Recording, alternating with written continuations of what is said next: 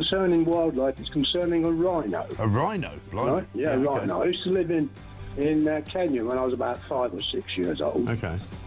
And we were in this wildlife park in a grey Morris Minor.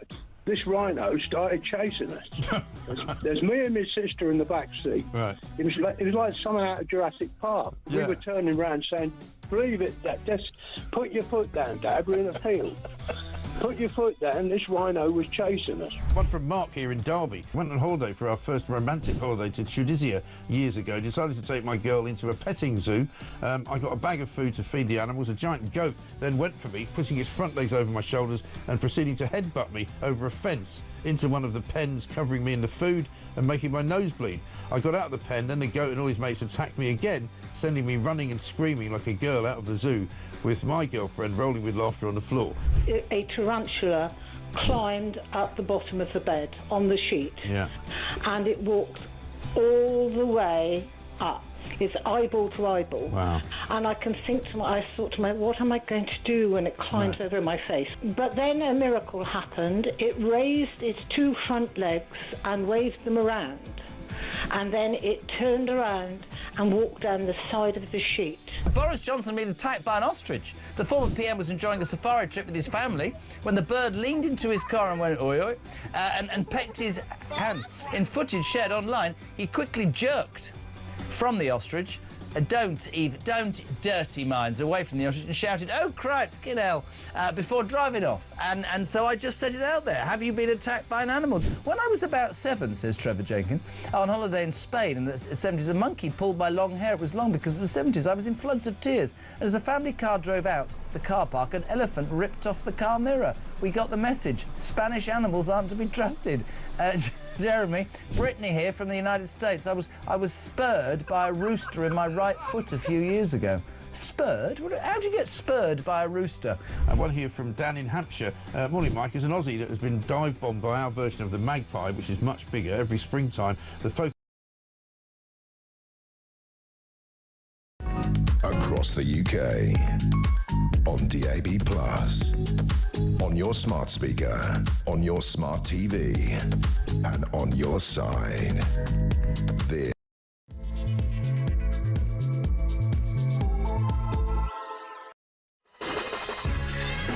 Good morning and welcome to Morning Glory. It's coming up to 3 minutes past 6 and it is a beautiful morning, ladies and gentlemen. We have reached Friday. It is an extraordinary day. It's Friday the 4th of July.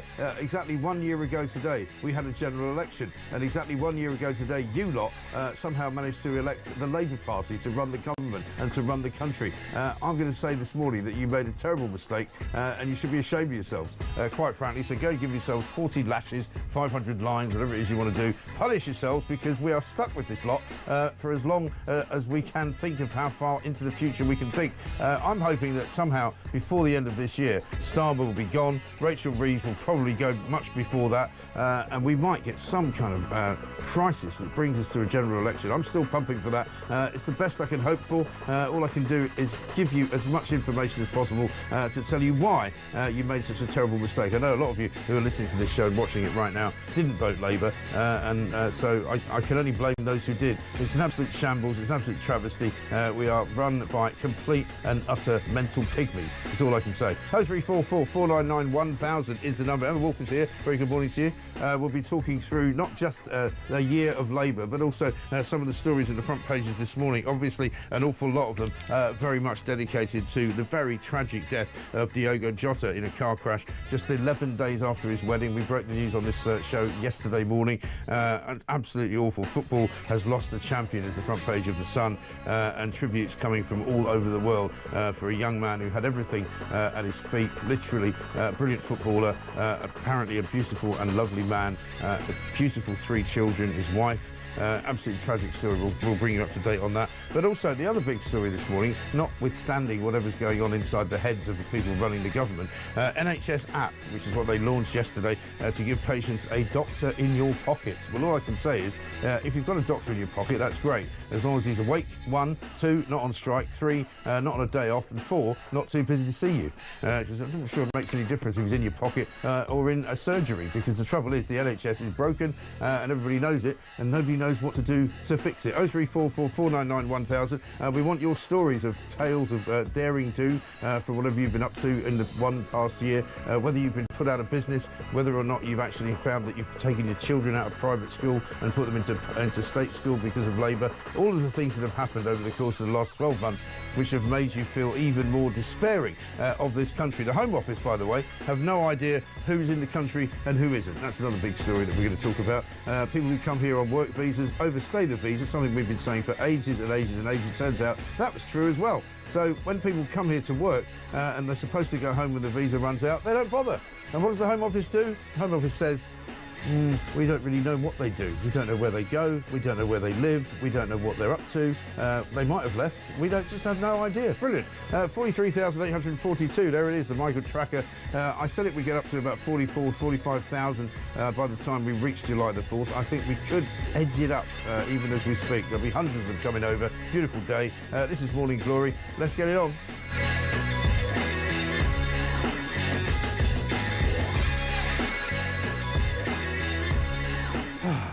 So, here we are. Emma Wolf, very good morning to you. A year in to the first Labour government in probably a lot of people's lifetimes.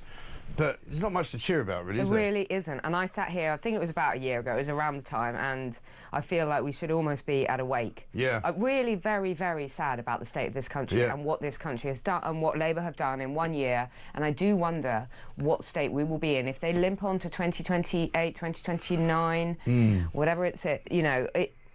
And the funny thing is, in my job, I'm often pitted against the lefty. Yeah. And you get all these lefties saying, I feel so let down by my party. I feel so let down by Labour. And I'm actually angry. I want to say to them, do you guys really, the Labour voters really want our sympathy? Because we warned about this in the lead-up to the general election.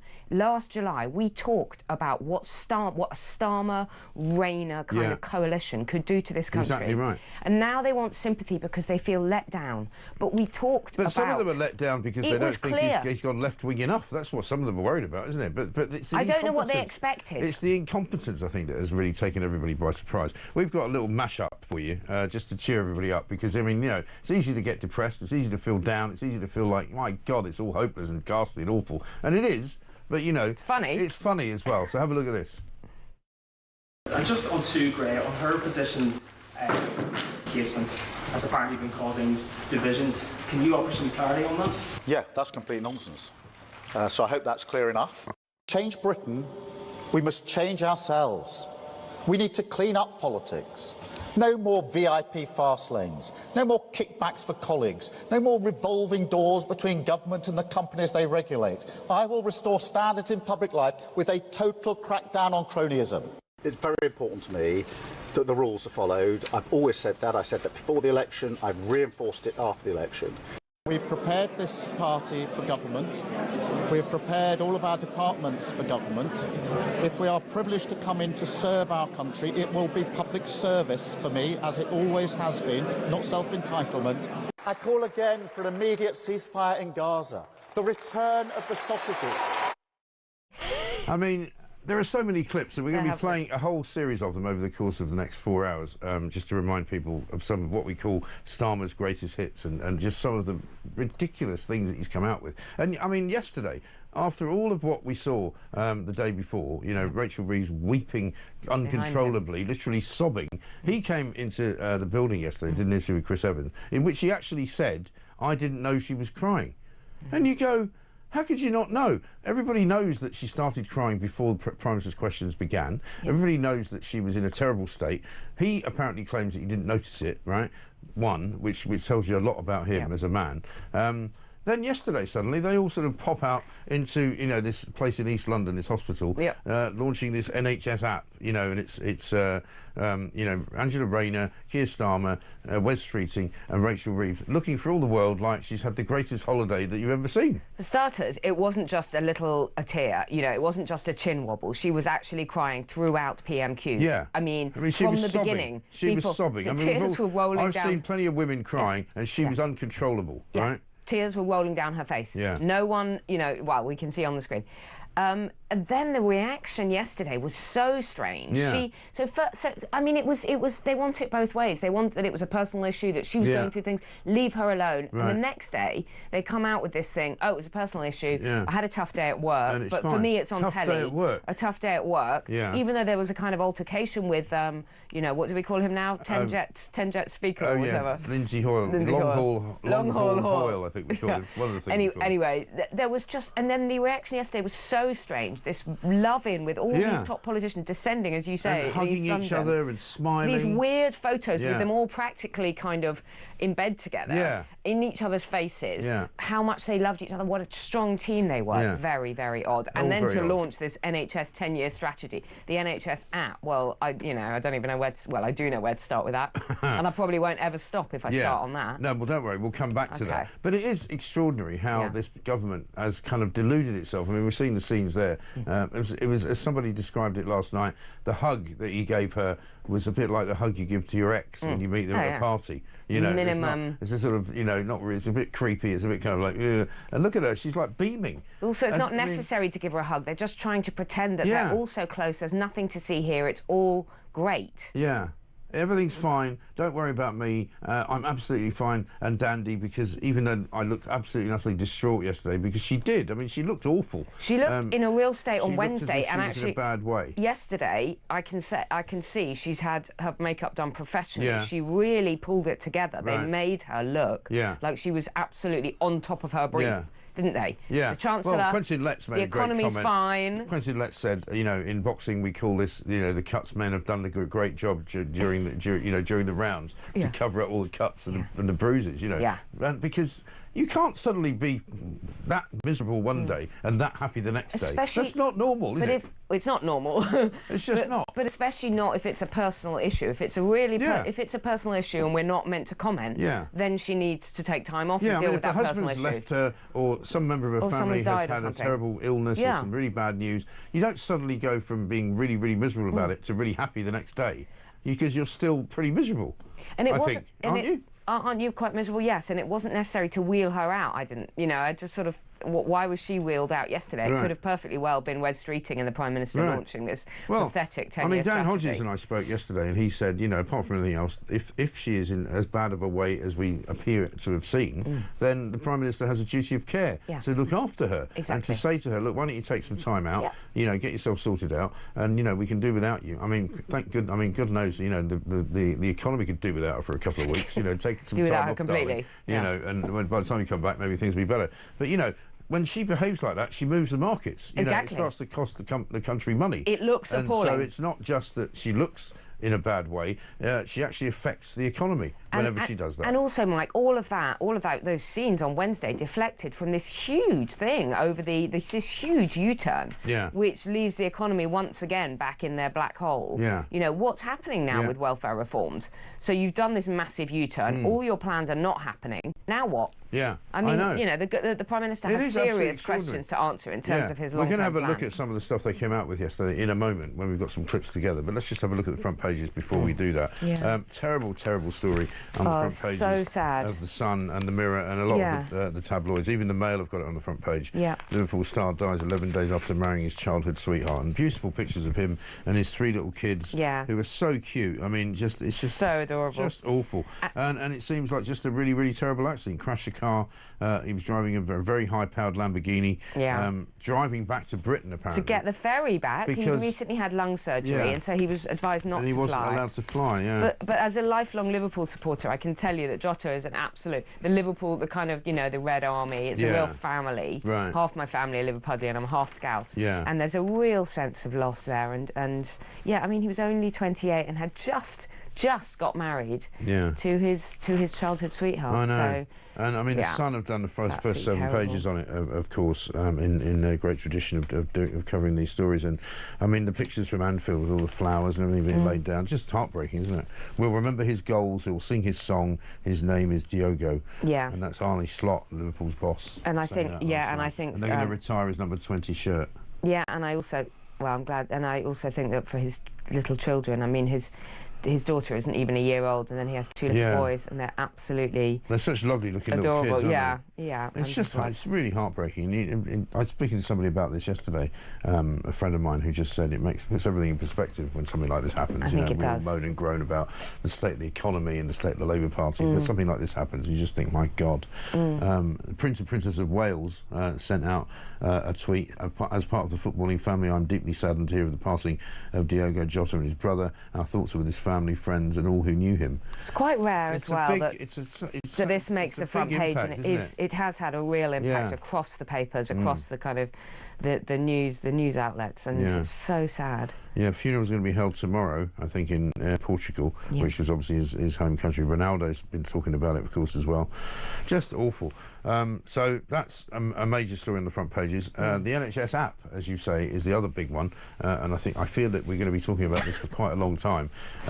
The doctor in your pocket. I don't want... Right, Mike. OK, I've started. I don't want a doctor in my pocket. No. I don't want any of this nonsense. All they do is whinge on about how they don't get paid enough. I don't... Hello, what's going on?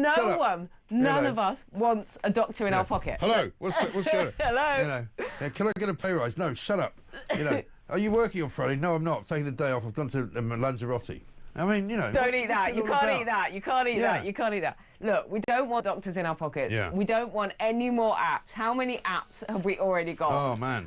And, right, the main problem with this, the NHS record on patient records, digitisation, any kind of joined-up digital thinking is appalling, right? They lost, I think it was 40 billion or something when they last tried to do this. Yeah. Have you ever had a blood test in one place? Then you go to the GP, oh, we need to do blood test, and you say, no, I've just had blood tests here. Yes. Oh, no, I can't access that. So the whole patient record thing. Then we get on to patient safety, the security of these records, which will be a complete joke. That'll be another joke. That will be... There's absolutely no kind of, the cybersecurity in the NHS or any kind of public services. Yeah. But also, I don't want doctors... No one wants a doctor in their pocket. When they're ill, they want to be seen. They want to be able to this is what we get want. to see a doctor, you ring want up to be able and to get see to see one. A doctor. You want to be able to see a GP, make an appointment. You want to have... good, I don't know, cancer care. You want to have a hip replacement when you need it. You want to be able to go in and have a baby in the NHS and not have horrendous maternal death. Or if you make an appointment for something, death. you don't get it cancelled. Don't get it cancelled. 2 weeks You don't want to before. wait 13 months for an appointment. There are so many basics that are not being done. Yeah. They are talking, the whole problem with this thing about, the app, is that they're talking, it's like a lifelong health service. It's not just for when you're sick, it carries you through. Yeah. No one wants that. They want to live their lives, leave us alone. Well, I mean, then when you're ill, you want the NHS to be able to help. Exactly. That's when you need them. You don't need them to be sort of hanging around on your shoulder, talking to you, as you say, asking you whether you're eating the right thing, or should you really have that hamburger, or should you really have that extra glass of wine. And in the planning yesterday, we'll hear from West Streeting in a minute, they were talking about having these neighbourhood centres, right, which are not only going to be apparently wellness centres, they're also going to be places where you can get debt advice, where you can go and find out whether or not, your thighs are too big or whatever, whether you can lose some weight, and all sorts of counselling services. Nobody needs that. This is like a... Management consultants have been paid a lot of money to come up with this kind of nonsense, because this is not about the National Health Service. What the National Health Service needs is those basic things and good social care, so that elderly people don't get caught up in this system where they're at the end of their lives, they're on their own, they're widowed or whatever, they can't get care. Plus, there's a big thing about the digital divide. Older people can't access this kind of stuff. They don't have necessarily smartphones. No. They're a big part of the NHS. Yeah, of course. When they're you're older... mostly the biggest users of it, presumably, aren't they? And the other thing they're not talking about, which is immigration. When we have uncontrolled immigration into this country, you have massive pressure. There are more and more people coming in, and as someone who's, in the last few years had a child, I can tell you that maternity services are often mostly full of families, big, large families who've often come from abroad. Yeah. It's a huge pressure. I was telling this story years ago. Why can't we say that many patients in this country were not born in this country and they're coming in? Exactly. So that's going to keep going. 10 years ago, I was telling this story when I did a radio show on talkSPORT, and I was saying, I speak to nurses on a regular basis. They were telling me that an awful lot of times of people coming into the hospital Romanians, Latvians, you know, people from Lithuania, all sorts of different parts of Europe, which at the time were not necessarily part of the EU, were coming to Britain for the specific purpose of having a child in an NHS hospital so that they could then stay here. Unbelievable. Let's have a listen to what Wes Streeting had to say yesterday. He basically, he was talking to me, funnily enough, he decided to come and actually be interviewed by me. Have a look. The NHS designed around you, so it feels much more like the other services that we interact with. The NHS app, for example, has got more subscribers than Netflix. Now, he said the NHS app has got more subscribers than Netflix, and I thought, I didn't really know enough about that to ask him about it at the time. It turns out that that's not entirely true. 30 million, apparently, there are people subscribed to the NHS app, which is true, but a Netflix app has got 300 million. So that's a complete lie. So it's a complete lie. He might argue that there's more people, or fewer people than that on the Netflix app just in Britain. He might just about get away with that. But Netflix has got 300 million people on their app.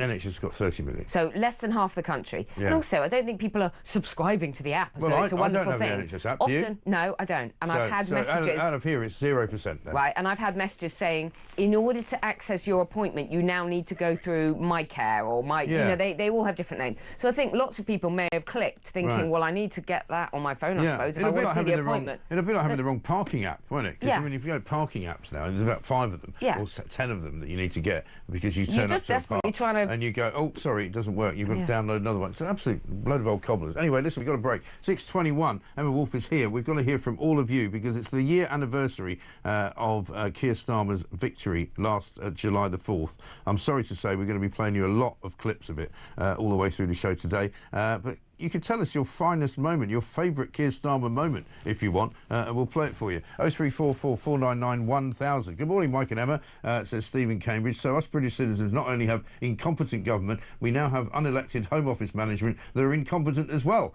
What the hell has our once great country become? Busted, I think is the word you're looking for. We'll be back after this.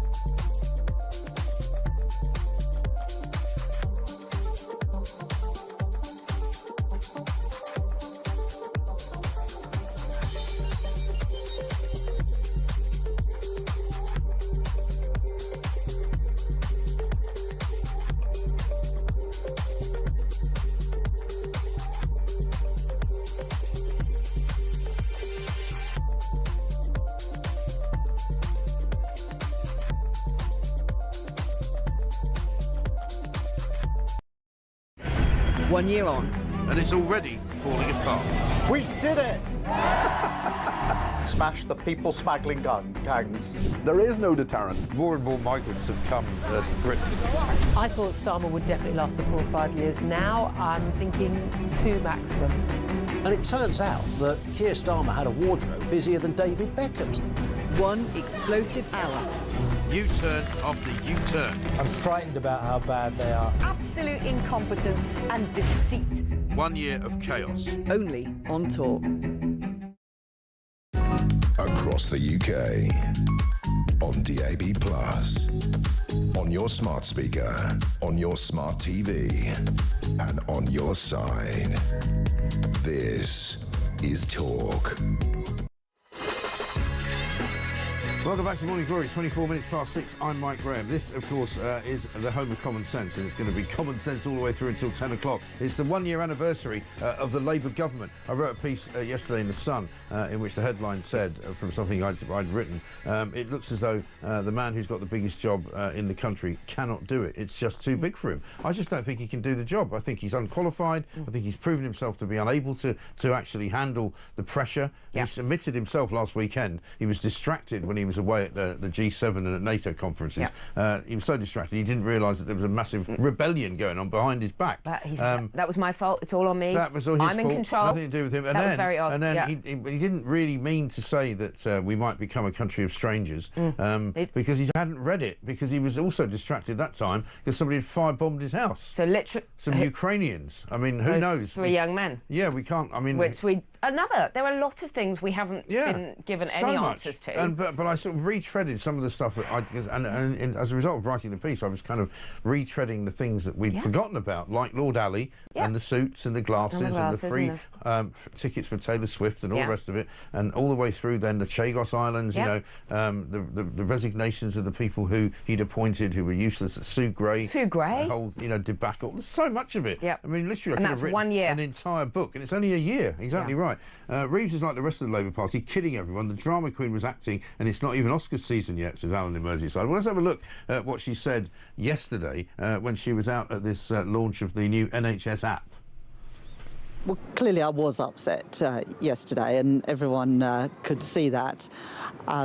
It was a personal issue, and I'm not going to go into the details of that. But my job as Chancellor at 12 o'clock on a Wednesday is to be at PMQs next to the Prime Minister, supporting the government, and that's what I try to do. I guess the thing that maybe is a bit different between my job and many of your viewers is that when I'm having a tough day, it's on the telly, and most people don't have to deal with that. No, absolutely wrong. When she's having a tough day, she could be working in her office, she could be in Parliament without actually being on screen. She didn't have to sit at Prime Minister's questions. Absolute rubbish. She's not got a camera on her all the time. If she was feeling that bad, like the way she looks there, why did she just not go into the chamber? And she's using all the kind of, it was a personal issue. The thing about my job is I'm on telly, all of those kind of easy excuses. Right. And I also think this thing about leave her alone, she's a woman. I mean, that has really, I just think that it's wound up so many professional working women. Yeah, also it's the usual lefty thing. They didn't say leave Theresa May alone. No, of course they didn't. Or leave Liz Truss alone, did they? But lots of women would say, no, we get on with it. OK, you're having a tough day. OK, everybody has a tough day. Yeah. You deal with it. And actually, I'll say something else, Mike, and I hope it doesn't sound cruel. I don't know why she's sobbing for an hour. No. I did radio, I did telly the day my dad had died. I felt terrible, but, you get on with it. But you can, and I'm not saying you don't feel it or you're not crying, but you don't cry. It's called being professional, isn't it? Be professional. If you can't, if you really are in pieces, if you're in absolute pieces, then don't go in to the House of Commons. Yeah. Don't appear in the chamber and sob. Listen, nobody would have said anything terrible about Rachel Reeves if she hadn't appeared at questions. They could have made up another lie. And well, exactly right. But even if they told the truth and said, just told the truth and said, look, Rachel Reeves is having a tough time at the moment dealing with some personal issues. Yeah. She'll be back to normal very soon. Blah blah blah. Nobody would have missed her. Wouldn't have made any difference. But for her to sit there, sobbing, looking like literally she hadn't slept for about a month. That's what's so strange. If you cannot, like she was absolutely devastated. If you cannot stop crying, then you shouldn't be on screen. She didn't look like she was having a bad day. She looked like something terrible had happened. Yeah. Right. And I suspect that something terrible that had happened is all to do with the fact that she thinks that she's out of a job soon. Yes. And that's what's terrible. And Angela Rayner, because if you saw Angela Rayner's face while she was sobbing, she looked for all the world like the coldest woman on earth. I know. Right? And you just go, Angela Rayner has basically... Looked even more Angela Rayner than it was possible to look. Has basically killed you and buried you, and your career is now over thanks to Angela Rayner. That's the real story. Starmer may have been in front of her and didn't see or didn't notice, or he just doesn't get it. He doesn't seem like a human being, really. I mean, but Angela Rayner definitely saw. Kind of, I mean, it's like robot central, isn't it, with him? I didn't see it behind me because I wasn't concentrating on that. Let's have a look at what he had to say yesterday.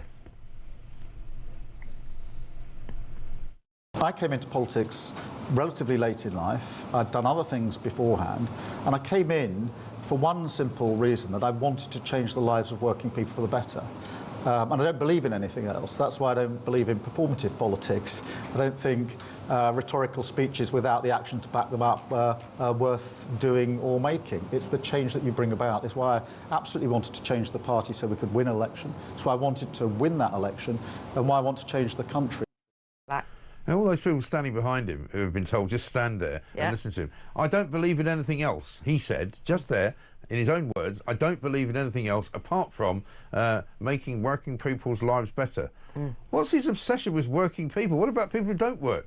Why can't he make everybody's life better? He's made everybody's life... absolute bollocks. I'm sorry, I'm going to say Mike, he's made everybody's lives worse. Yeah, I know. He's literally made working people's lives worse. Yeah.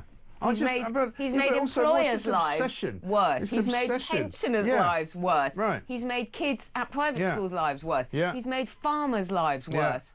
But they're not working people. To him, I mean, he's got this ridiculous obsession. And I think when he says things like that, and also how ridiculous for him to come out and say, I don't believe in making performative speeches where you just say something and then you don't do anything about it. Well, that's his entire career. That's all he has done. That's all he ever does, right?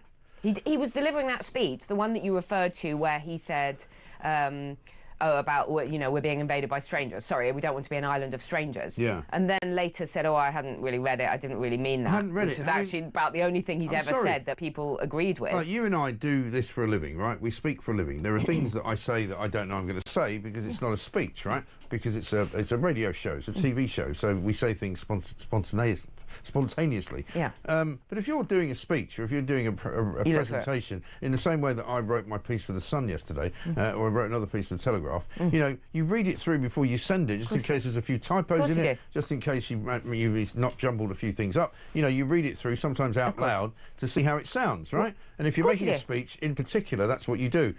What you don't do if you're Prime Minister is just go, all right, I'll just pick that up. And when you play, and we'll play it probably later on in the show, when you look at that speech, you can tell that he meant it. Yeah. You know, there's no way that he didn't know what he was saying. So that is performative. He's just saying... So he knew what he was doing. He said it because he wanted to try and influence the May local elections. He wanted to try and persuade Reform voters to vote Labour because they thought he might be tougher on immigration than he'd been before. No question he did it deliberately. So... once again, it's kind of lying in retrospect. You're kind of going back to an event that you did and then lying about it to make out you didn't want to do it. So either way, what an absolute he looks load of absolutely rubbish. pathetic. He hadn't read the speech. Any politician, even the Prime Minister, even in the car on the way to give the speech, will read through it and check they know what they're talking about. It's the most important thing you're doing. You're going to make a speech. You know, if you're the Prime Minister, don't bother surely don't do the speech if you don't. You read the bleeding speech. Yeah. Let's have a look at the actual Island of Strangers moment. In a diverse nation like ours, and I celebrate that, these rules become even more important. Without them, we risk becoming an island of strangers. Now, that doesn't look to me like a guy who hasn't read that before and doesn't know what he's saying. He's not just reading from a script, because we know sometimes when he does that, he messes it up. Yeah, he does. Do you remember when he first came into power, he would literally, even for a 2-minute speech, he would be staring at the lectern. He was literally reading out. So he's kind of learned that he needs to know vaguely what line is coming next. Yeah. So he was actually delivering that. He knew what he was saying. Of course he did. Absolutely right. Let's have another look at some of the previous things that Keir Starmer has said, because we are going to be celebrating, if that's the right word, his year in Prime Ministership of Downing Street. This is the unforgettable Snaggling Gun Gang Gongs thing. Have a look. To smash the people smuggling gangs. Smuggling guns. Ging gang gooly gooly. Which, by the way, Mike, ging gang goo. What is useless, absolute useless piece of work? Smuggling gang gongs. Yeah. By the way, that was one of the key pledges. And can we just talk about how a year on he's totally failed? What are we up to? What's your tracker? I think it's 43,000. 43,000 plus. But I don't know how accurate that is. Very close I would to 44,000. always add. Well, you can certainly add to that if you wish to. I mean, I don't think anybody... 43,842, there you go. I mean, just to round that up by 1,200, which is easily a number of people who have come that haven't been spotted. Of course. Suddenly it's 45,000 in the year that they've been in. Which is a record number because not only have they not stopped the smuggling gongs, they've encouraged them to come. And now we heard yesterday with Talk Exclusive, I don't know whether you heard, we've got landlords across the country now being basically wooed by local councils to give up their residential homes that they're renting to ordinary British people to give them out to migrant families. Because you get your guaranteed income, you get your guaranteed 6 months in advance, you get the rent, you get all your council tax paid, you get refurbishments done, you get replacement furniture if you need it. Yeah, absolutely no problem at all. By the way, can I just say, because it was a Sun initiative and because we've talked about it on the show a lot, you remember the Thistle Clerkenwell, the Thistle Barbican Hotel, which right near me, and I've talked about it a lot, how basically all of these it's been turned from a lovely conference sort of businessy hotel into this kind of immigrant asylum hotel. Right. And the whole area around the Barbican, the Clerkenwell, young women that I know will not walk through, old people don't feel safe. And the Sun had a big front page on it last week. The police descended on the Thistle, did a massive dawn raid. And they got all the Just Eat Deliveroo drivers. They got thousands of these, hundreds of bikes and motorbikes out of the back of the hotel. Wow. And the area is much better as a result. Fantastic. But I mean, it really does have an impact on an area. Of course it does. It absolutely. really, really does. Yeah, absolutely. And they were cooking Just Eat and Deliveroo food in some of these asylum hotels. Yeah, it's unbelievable. Anyone who orders that stuff takes their life in their hands, because you wouldn't want to be eating that stuff. No. Just don't bother. No. Just give it up. Just don't eat. Just don't eat. Yeah, and just go out and actually walk somewhere and eat something when you get there, as opposed to ordering it so when you're lying in your bed, without any clothes on. 6:35. Lots more to do, including Zarah Sultana has left the Labour Party. You might say, so what? But it was a bit of a sort of a far left rumble in the jungle last night. We'll tell you all about it coming next.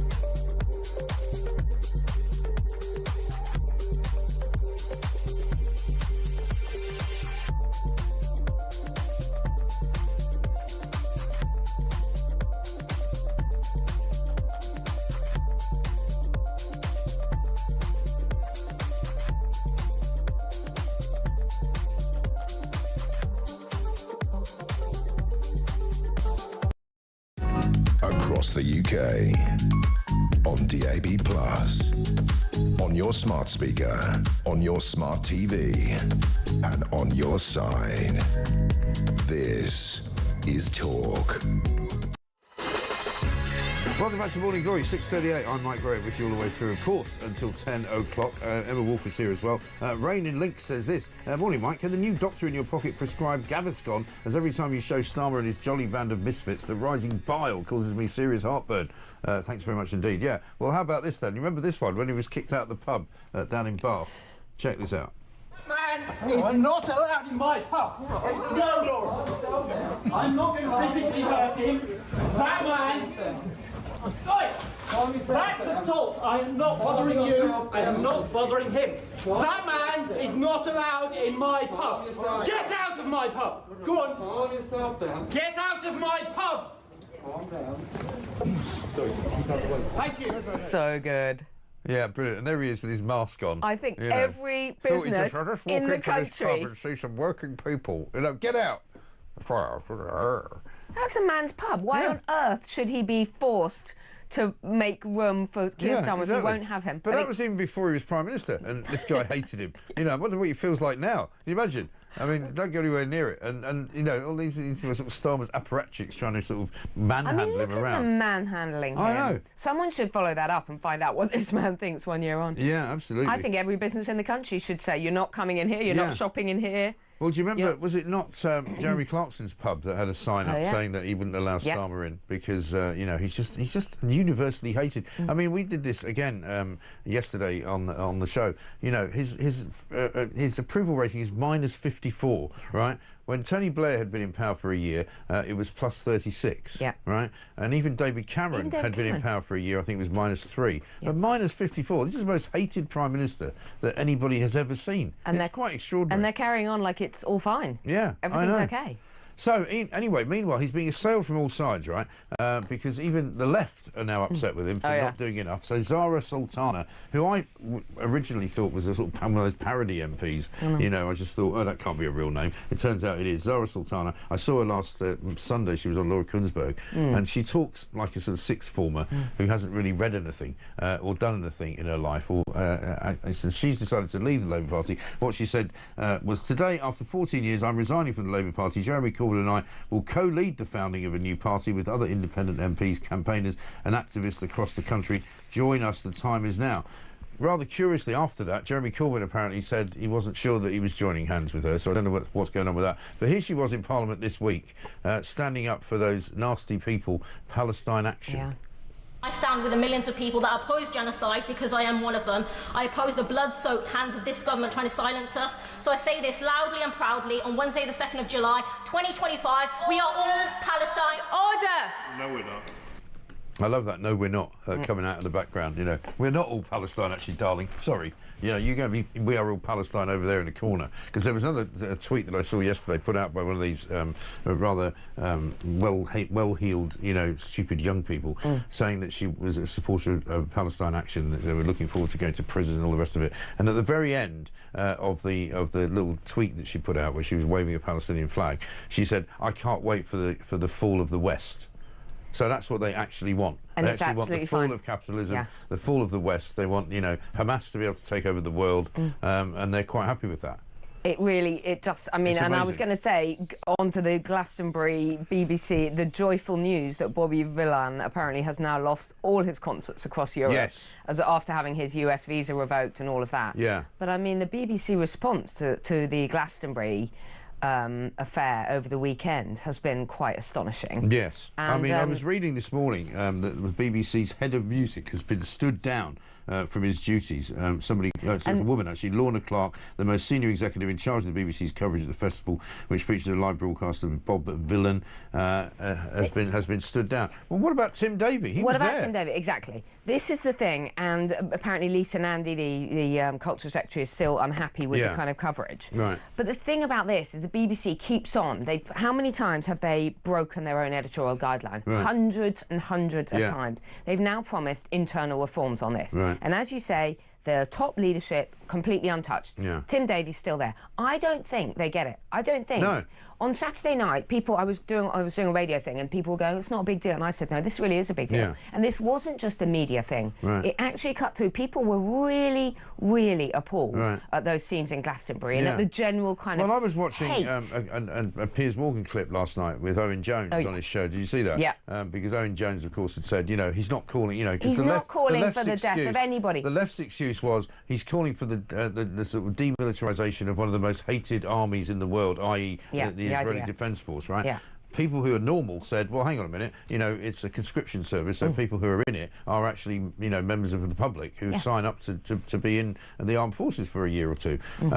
That still wasn't good enough for them. They said, no, he's not calling for the death of anybody. And then Piers played Owen Jones the clip where he actually said, I'm calling for the death of every single member of the Israeli Defence Force. Yes. Individual people. Yes. And even Owen Jones, the little toe rag, had to admit that he'd got it wrong. Yeah. You know? Yeah, no, it's worth watching that clip. Yeah. No, I think there's real questions to answer, and I think the BBC, I mean, really, are they still going to be able to claim the licence fee after this? Well, you can imagine there'll be people inside the BBC saying it's all about free speech. Well, no, it isn't actually. Well, but also incompetence. I don't think they understand what. I don't think they were able to. But so one person has gone, this head of music. Yeah, Lorna Clark. And the rest of them, and you know, kind of executive immunity. If this was a private company, heads would have rolled. Yeah. And it doesn't. Tim David just sails on and says, oh, we're looking at it, internal reforms. I mean, this is from Dr. Samir Shah, the new BBC chairman, who supposedly was going to be the guy that was going to come in and completely reform the BBC. He says the BBC, the board fully supports the Director General and the swift actions taken by him and his team to identify these errors and address them.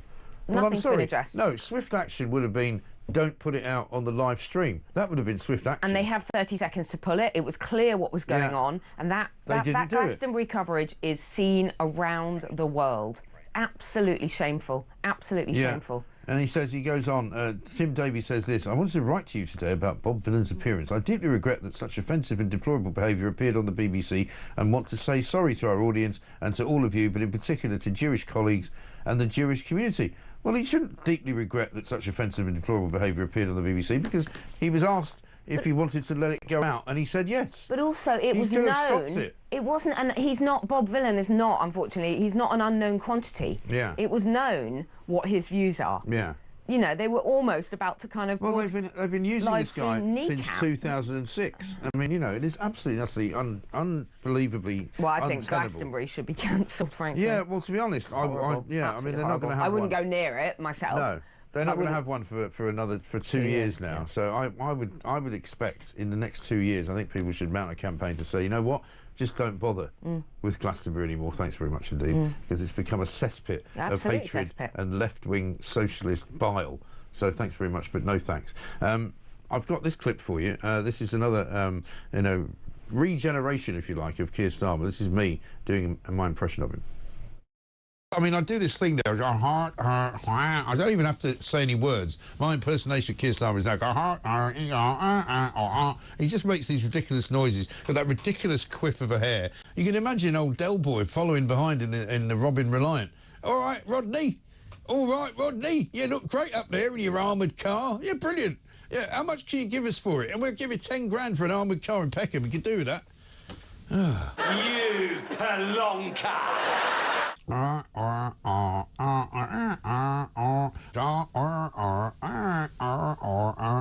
Really good. I haven't actually seen that before, but yeah. Do you remember the armoured car? I mean, the armoured car thing with Emmanuel Macron. They're both standing in the back of it, looking like complete idiots. Or standing around with men in military gear. Yeah. Just standing there, looking at men with machine guns. I know. Looking completely ridiculous. Yeah. And these are all photos they've pulled out of somewhere. Oh, he needs to look powerful on the world stage. Yeah. So during the G7, they were pulling out these photos of him standing with men in combat gear because that was manly. Here I am in a camouflage jacket. I mean, it's just really... And he's very adenoidal, very nasal, this problem, and very insincere. And so whenever you just start honking away like that, you just sound like Starmer. Yeah, well, now he actually sounds like me doing an impression of him. Of him, I know. We've gone full circle. Well, but anyway, listen, coming up, we're going to talk about pollen levels being higher. A bit of Wimbledon travel chaos as well, which is going to be a typical story about Sadiq Khan. Apparently, it's been really, really hard getting to the championships this year because the trains aren't working properly. Unbelievable. 6:48.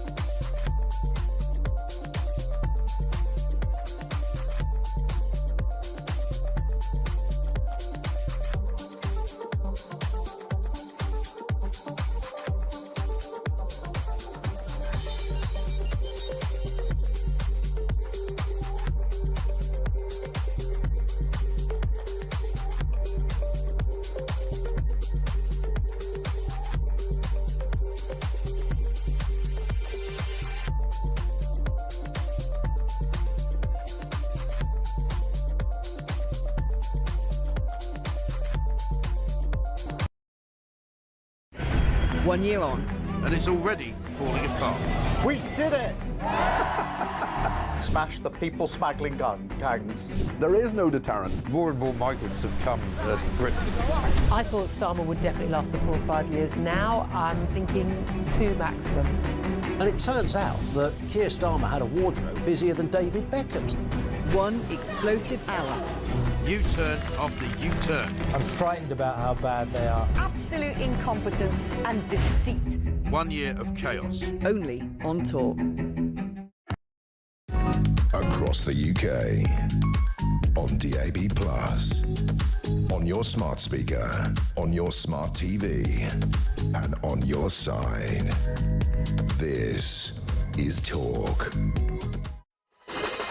Welcome back to Morning Glory, 10 minutes to 7. I'm Mike Graham. Emma Wolf is here, of course, as well. This is a good one to remember to people as well. Ian Brown, he says, not the famous one.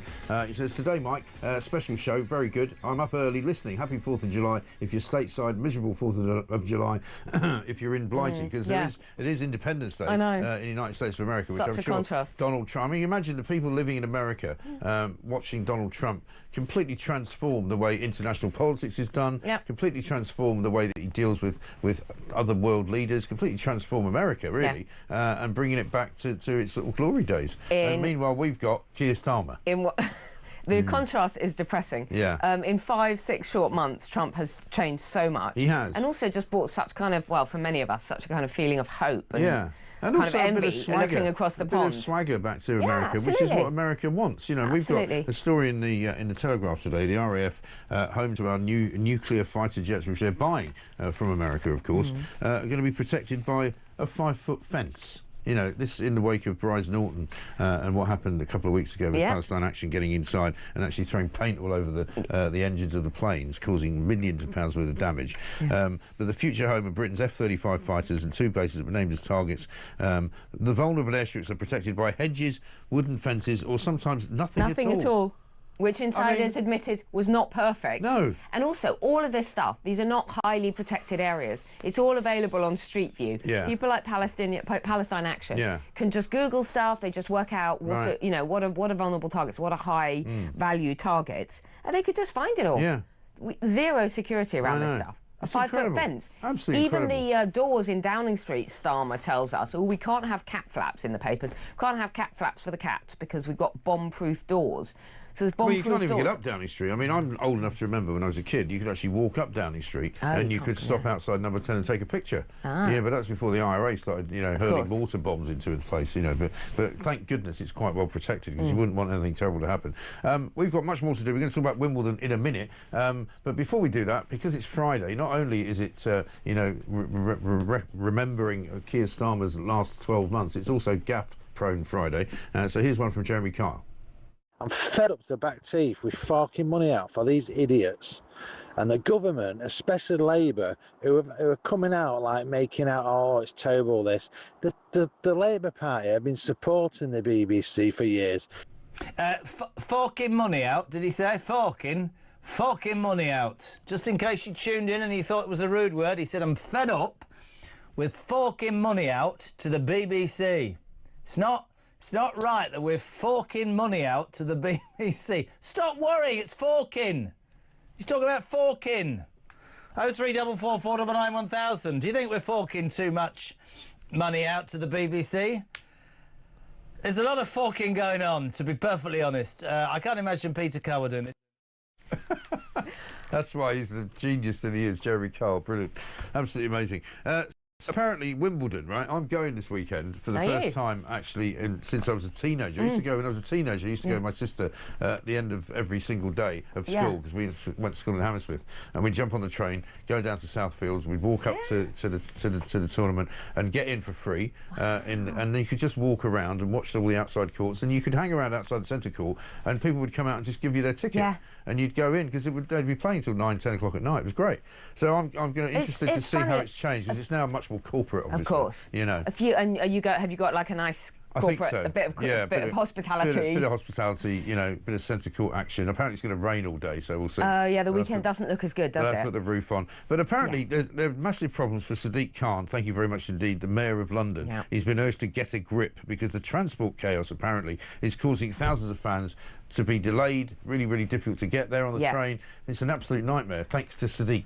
Thanks to Sadiq. There are a few global events where the UK, where London is really on the world stage, and Wimbledon is still one of them, and people can't get to it. Right. And apparently this is the worst it's been for 30 years. Locals say it's the worst disruption for almost 30 years, affecting 43,000 spectators who travel to the grounds every day. Signalling issues. I mean, for goodness sake, you know it's the once 2 a year. weeks Yeah. in the summer when it's going to happen. Right. If the Mayor of London can't get a grip on that, I mean, presumably he'll be off somewhere waving a rainbow flag about something. Yeah, he probably doesn't think that it's good. Well, he probably hates Wimbledon because it's not. Maybe it's too white, or it's not diverse enough, or there's not enough diversity at the the people that go there. I mean, it is so obvious what his priorities are. And people are actually trying to turn up. They've got tickets for a match, and they're missing it. Right. They're not able to travel there. Yeah.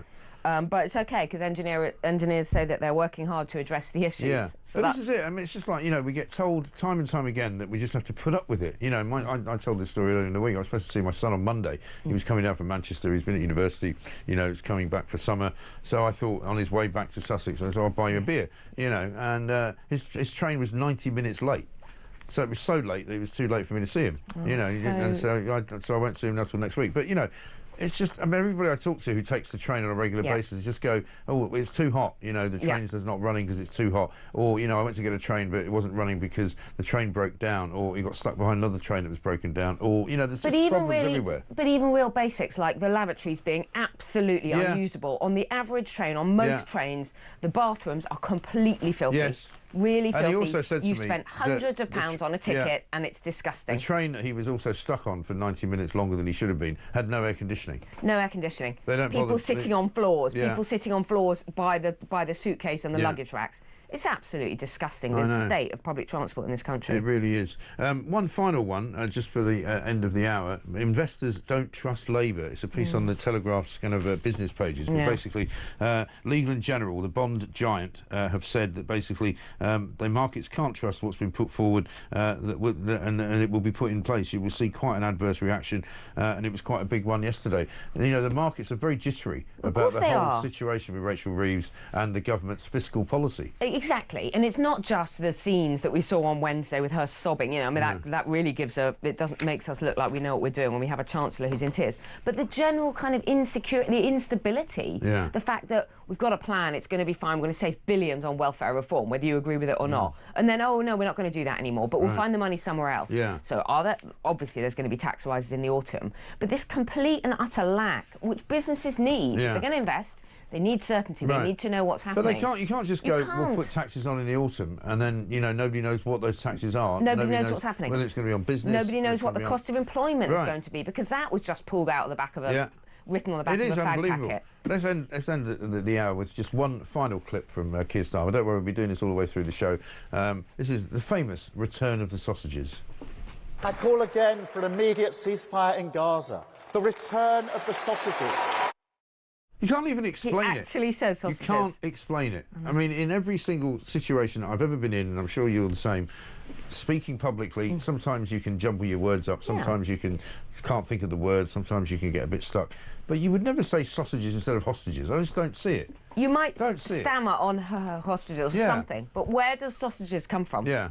I mean, now it's a meme and it's absolutely hilarious and it seems to make sense, but it doesn't make sense at all. It makes no sense, because Keir Starmer doesn't make sense. The fact that Labour are in power doesn't make sense. The fact that we now have a government which is completely and utterly rudderless, hopeless, and without any kind of influence, even on its own party, is where we are. And I think he's going to limp on. I think he's going to limp on for another 4 years. He seems to weather every single personal and political crisis. I think the crisis is going to get really bad in the summer. And they are bad. But until there's a strong replacement... Fiscally speaking, I think we're going to be in deep doo-doo over the course of the next few weeks and possibly next couple of months. But anyway, we'll see. Emma Wolf, good to see you. Thank you very much indeed. Have a lovely weekend.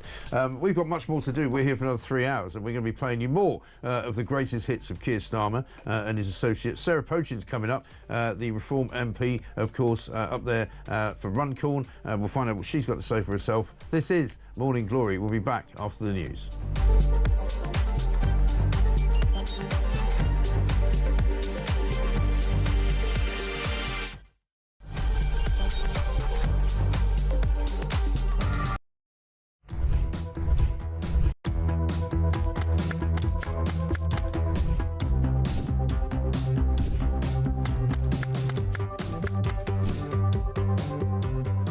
Is it transphobic to say only women have a cervix? Well, it is something that shouldn't be said. It is not right. A woman is an adult female, and the court has made that absolutely clear. I actually welcome the judgment because I think it gives real clarity. It allows those that have got to draw up guidance to be really clear about what that guidance should say.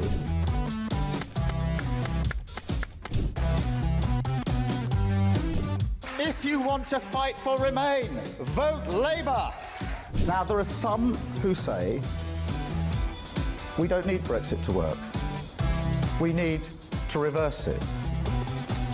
I couldn't disagree more.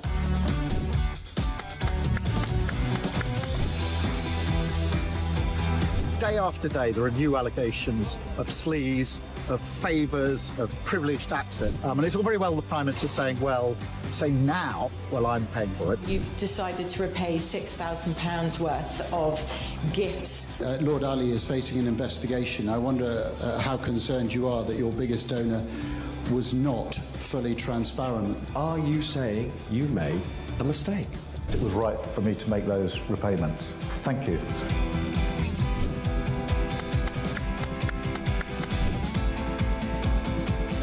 Of course, I wouldn't want Donald Trump round for dinner, but don't underestimate the danger to the world if Trump is re-elected this time around. I'm anti-Trump. I would like to send my warmest congratulations to President Trump on his inauguration as the 47th President of the United States.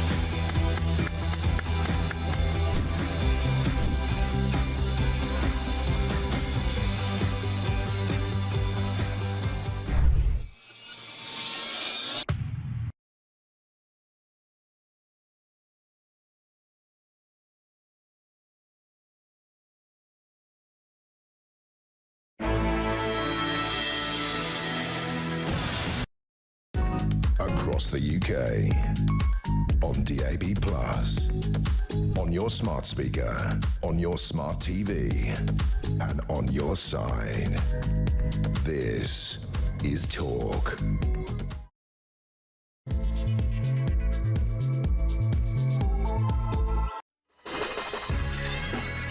Good morning and welcome back to Morning Glory. It's coming up to 3 minutes past 7, ladies and gentlemen. It's July the 4th, a very happy Independence Day if you happen to be over on the American side of things, on the other side of the pond. Of course, if you are there, you'll be very, very delighted to know that Donald Trump is having a great year. He got elected, of course, last November. He's only the second person in the history of the United States of America to be elected twice with a period in between, somebody else in between. Joe Biden, of course, in between his two terms. I think it was Grover Cleveland was the other person that was elected twice after a period of absence. Absolutely extraordinary stuff. But unfortunately, we're here and we're stuck with Keir Starmer, who is now celebrating 1 year in power. It was this time last year that the general election elected Keir Starmer as the Prime Minister of this country. And as I said at the top of the 6 hour, you lot who voted for him should be ashamed of yourselves, because what an awful mess has he created. Let's get a voice note from Trev. This is only the beginning. We will prepare.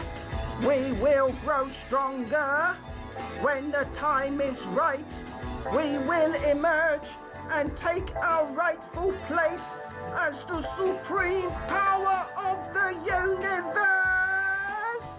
Uncanny. Absolutely sounds just brilliantly just like him, doesn't it, Trev? I mean, people call him the Starlet, the Starmer Starlet, because A Year of Chaos is the show, of course, that we're going to be giving you tonight at 9 o'clock. We'll play you a clip of that coming up in a little while, because that, of course, encapsulates exactly what has gone wrong in this country, from the Chagos Islands sell-off to the U-turns on all manner of things, like the pensioners' winter fuel allowance, like the rape gangs inquiry, like the welfare bill just this week, which was completely and utterly rent asunder by Labour backbenchers who are now basically running the country, left-wingers who would like to see the end of capitalism, who would like to see the end of everybody who makes money, like to see the end of business, like to see the end of all right-wing things. And it's absolutely and utterly important, I have to say to you, that we fight this dreadful mob and kick them out as soon as possible. 0344 499 1000 is the number. Sarah Pochin's here, from UK's MP for Runcorn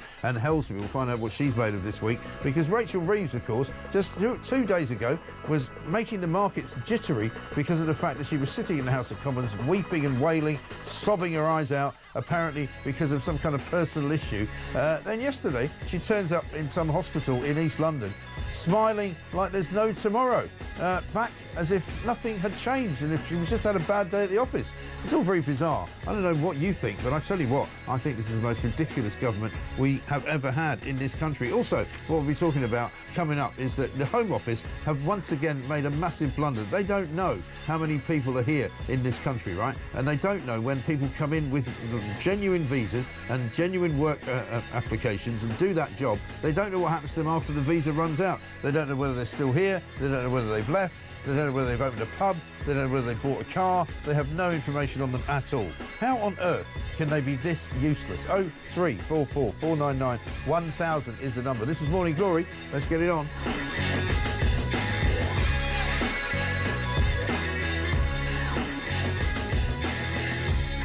Call me cynical, says Malcolm in Hertfordshire, but the fake tears in the Commons was a good way to bury bad news the day after that vote in the Commons. Why such a miraculous recovery yesterday? Well, that does make you wonder, doesn't it? Margaret in Birmingham says, and the Oscar goes to Rachel from Accounts. Why did they roll her out? Oh, yes, to save Starmer's skin. We ain't buying it. Bunch of liars. I mean, that's the thing. I think the populace of this country and the voters of this country are far more sensible than anybody else. And look at that picture there. I mean, this is them yesterday, as if it was like the reunion of Fleetwood Mac or something. You know, Rumours. Good name for an album. Also a good name for what's going on in the background. Who knows what's going on? Let's have a look at some more clips, because we're celebrating, or commemorating in some ways, the 1 year anniversary of this dreadful government getting in. Here's a clip of me reacting to Starmer's excitement about the first female Chancellor. It will also be the first budget delivered by a woman ever.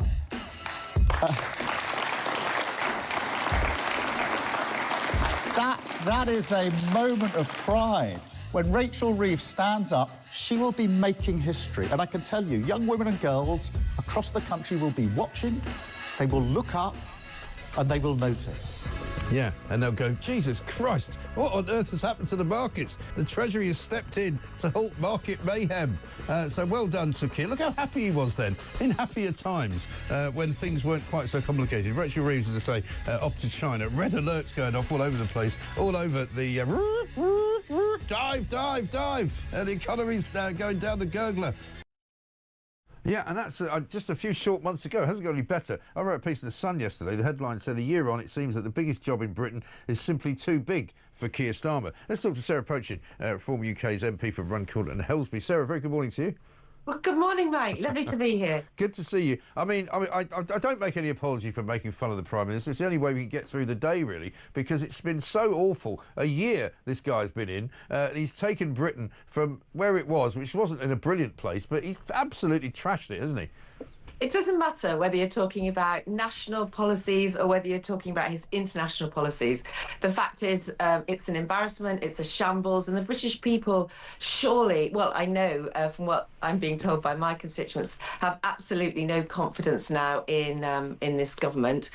Of course, from my point of view, long may it last, because every single day I wake up and there's more stuff to talk about, whether it's his U-turning on, as you say, the winter fuel, U-turning on grooming gangs, U-turning on the welfare bit, on the shambles that happened in Parliament this week. And I'm sure it won't be long before he's U-turning on getting rid of his Chancellor. So let's see how that goes. Well, exactly. I mean, let's talk about the Chancellor. I mean, you're a woman that's been a success all your life, I presume.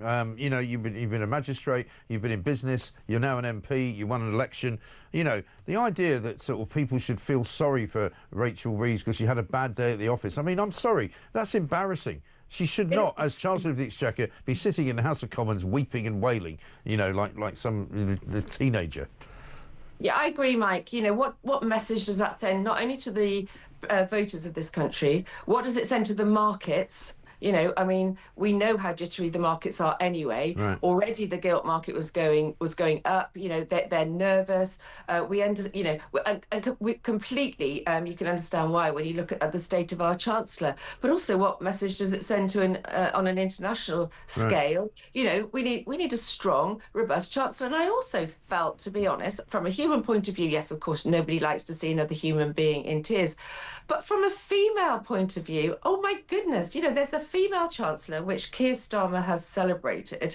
And I frankly think she's let us all down as women in these positions, because it makes us look like, when would you ever see a man in the House of Commons cry? I can't imagine George Osborne in tears on the front benches, no matter what I thought of him personally. But the point is, it just sends a message, and that one of weakness. Personally, I think she has to go. How can you possibly sustain that? Oh, great makeup job yesterday. I'll tell you what. Well, if she could send round her professional makeup artist at this time in the morning, I'd be delighted. Yeah, well, I mean, Quincy Letts made a very funny comment yesterday. He said, the corner men have done a brilliant job, because it's like, you're watching a boxing match and the guy comes back in and he covered up all the cuts. I mean, it's just extraordinary. But also this ridiculous sort of hugging, the hug fest that they did, they're so disingenuous. They all hate each other, right? There's absolutely, Angela Rayner's clearly got the knives out for her. She obviously hates Wes Streeting, doesn't really like Keir Starmer. But, they all have to pretend that they love each other. Yeah, and look, and she just goes, I've had a bad day at the office. Well, sorry, it's not good enough. The Labour Party, Keir Starmer, has some serious issues, doesn't he, on the inside? We know that there's this weird, fringy Corbyn lefty party, whatever it is, starting up. But he's got massive problems controlling his own backbenchers. We saw that on Monday with the concessions that he'd already made to the welfare bill. Concessions that he made not because he believed or had any conviction in what he was talking about. In fact, he even said, didn't he, I've been abroad, I've taken my eye off the ball. Then he makes more concessions as the bill is being debated. As I say, the confidence in the Prime Minister now is at rock bottom. And the concern is, that we have another 4 years of this Prime Minister. I mean, from our point of view, as a British people generally, do we want Rayner in to replace him? Oh my goodness, of course we don't. God knows what state the country will be in after 4 years of Angela Rayner. Yeah. But he's doing a pretty good job himself, and I just hope that in some way the British people have a say in this government before 4.5 years is up. Because Mike, what's going to be left of our country? This is it. Well, see, I think there will genuinely be a massive fiscal crisis. I think economically the country is going to be in terrible straits. We are. We can't keep borrowing, and some of the international kind of money markets and people have said that there will be a limit to how much money we can borrow. It's becoming more expensive to borrow money as well, and I think we will end up having to have a sort of snap general election, because it will just be that we've driven the economy into the dust. But it's not only that, Mike. It is not only the economy. The British people clearly can see and feel the impact in their pockets of the lack of jobs. We've lost, I think it's 130,000 less jobs available last month. The point is that people will feel this in their pockets, whether it's through the welfare, whether it's through jobs available. But also people are, and the government is not tackling the biggest issue in the room, which is the money we are spending as taxpayers supporting the illegal immigrants coming in. And the fact is, you know, we can talk about all of these issues, but together the whole country is going to be bankrupt, probably potentially is bankrupt. And unless this government gets to grips with the issues that are really bothering the British people, you know, it's no good launching an NHS app with a 10-year plan. For God's sake. And then pile another 30 million into the NHS, or 30 billion into the NHS, or 30 trillion. Who cares? You know what? The British people are fed up with these figures being bandied around because they're meaningless now. There's no. How can you introduce a welfare bill that actually ends up costing the taxpayer more money? You know, what confidence? It's all about confidence. The markets need confidence. The voters need confidence, and that's what this government is not providing. No, exactly right. I mean, it doesn't help when you watch clips like this. This was Keir Starmer on his way to Prime Minister's questions the other day. Have a look at this. Have you lost control of your MPs, Prime Minister? Will you rule out tax rises, Prime Minister? What happened to ending sticking plaster politics, Prime Minister? I mean, he literally almost fell flat on his face. I mean, you got one job, right? Come out of the door, take the step down and go into the car. You can't even manage it. Have you not seen that? It's great. That is absolutely hilarious. I hadn't seen that, but the sad thing is, you know, that kind of sums up where we are with this Prime Minister.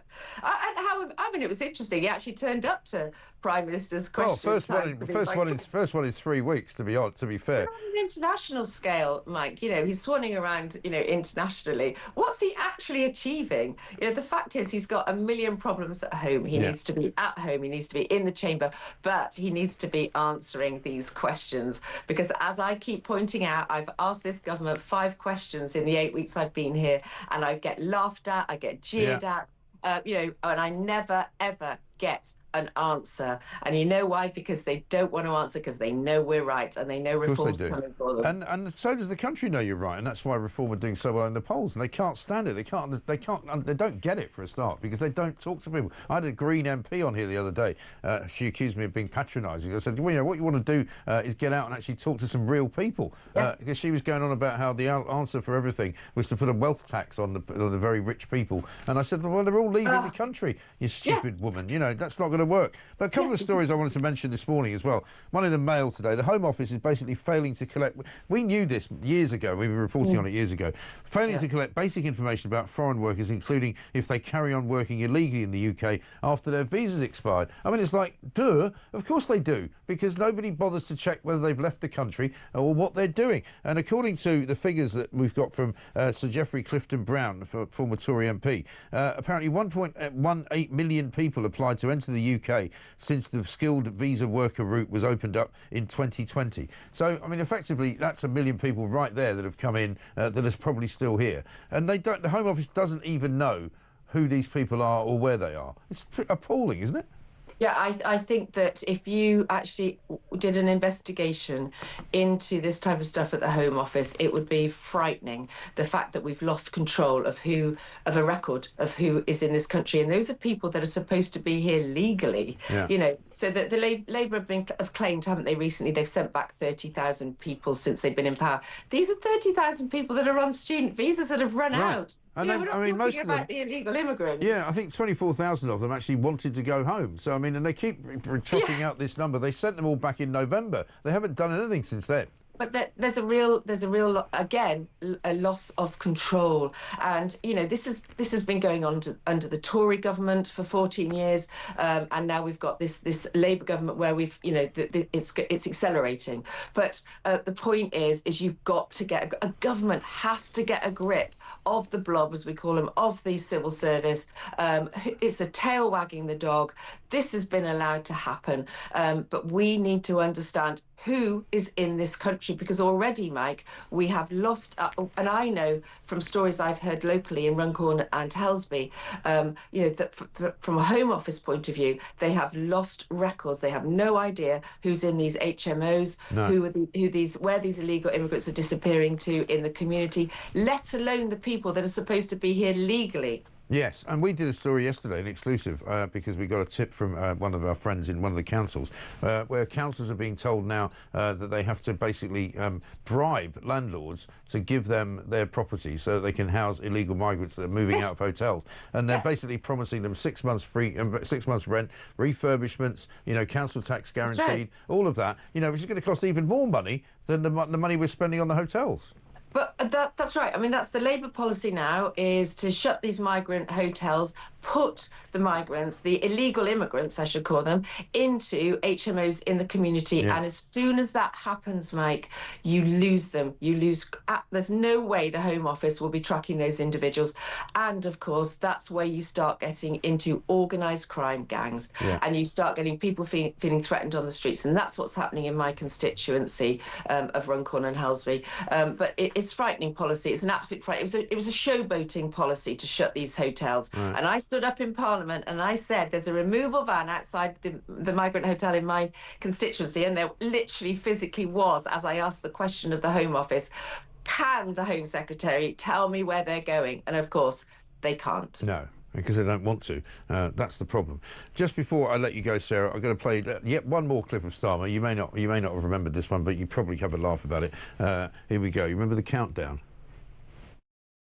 5, 4, 3, 2, 1. Thunderbirds are go. I mean, I'm sorry, but it's just, you can't help it, can you? You just can't help taking the mickey out of him.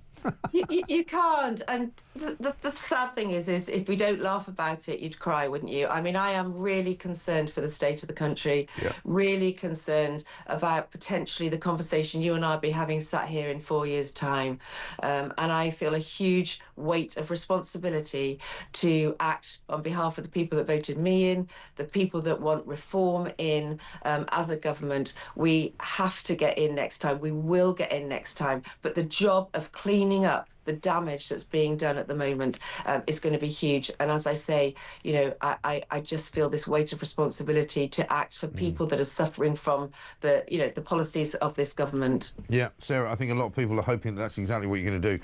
Good to see you. Thank you very much. Have a lovely weekend. Sarah Poachin there, Reform UK's MP for Runcorn and Helsby. Coming up, we're going to speak to Nigel Huddleston MP. Dr. Dean Eggett is here as well, our favourite GP. We'll ask him about what it feels like to have a doctor in your pocket. 7:20.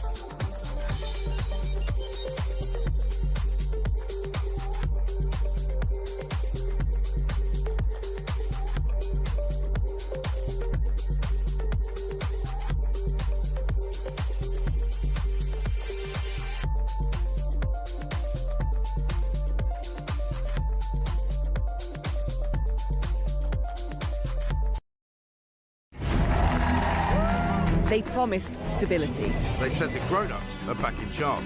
I was so happy you just couldn't believe it. Our work is urgent, and we begin it today. I mean, you couldn't really scrape together a worse gang of misfits to run a dog kennel. Broken promises. Billions blown. Botched U-turns. And Britain is burning. One of the most immeasurably eventful. 1 year in power. And Britain in freefall. It's just been a disaster. 1 year of chaos. Friday, 4th of July. 9 p.m.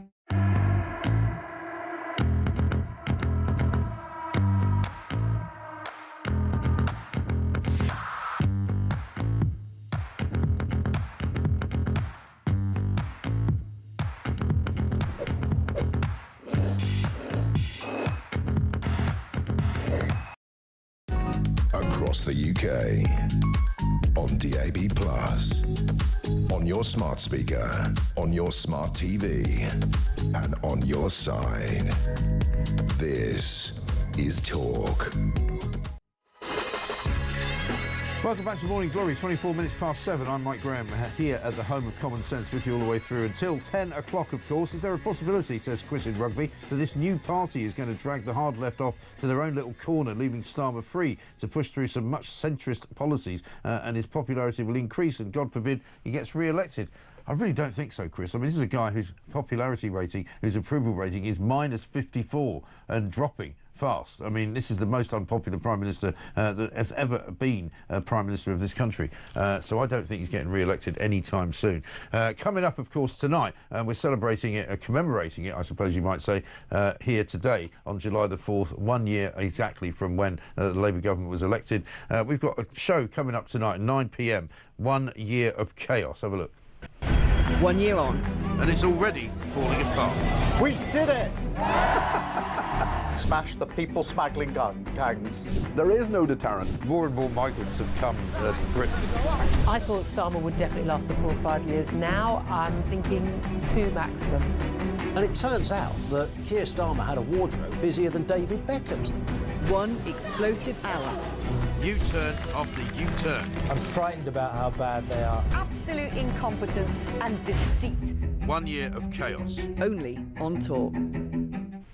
That's tonight at 9 o'clock. Don't forget, Plank of the Week as well, of course, at 7 o'clock tonight. But before we speak to Nigel Huddleston MP, co-chairman of the Conservative Party, and let's get a voice note from Kitty. Good morning, Mike. Kitty from Kent here. 12 months of Keir and Rachel's crocodile tear, and now Britain is on its knees. He gave us smuggling guns and sausage puns and gurning, lying sleaze. 1 year in, they need to go in the bin. The people have had enough. Bungs, bribes and ruined lives. We want rid of this hard-left guff. Yep, very well said, Kitty in Kent. Thank you very much indeed. Let's talk to Nigel Huddleston MP, co-chairman of the Conservative Party. Nigel, very good morning to you. Good morning, Mike. It's not really a celebration, is it? It's a sort of commemoration or something, or a marking. It's Independence Day in America, where they've got a really, really good leader doing lots of great things for America. We've got Keir Starmer, I'm afraid. And after 12 months of it, most people are sick to death of it, and they'd quite like it to be ended. You're completely right, and that's definitely the message I'm getting in my constituency and across the country. I mean, a year ago, the public wanted change. That was the message from Labour, and that's what people believe they voted for. Well, they did, but they changed for higher unemployment, higher inflation, more debt, higher boat crossings, as you've just mentioned as well. You know, so these are all things that show that this government is shambolic.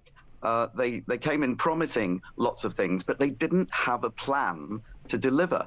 And that's why we've seen this U-turn after U-turn after U-turn. They made announcements. They said, oh, look at all these lovely, shiny policies we've got. But they didn't have a clue how to implement them.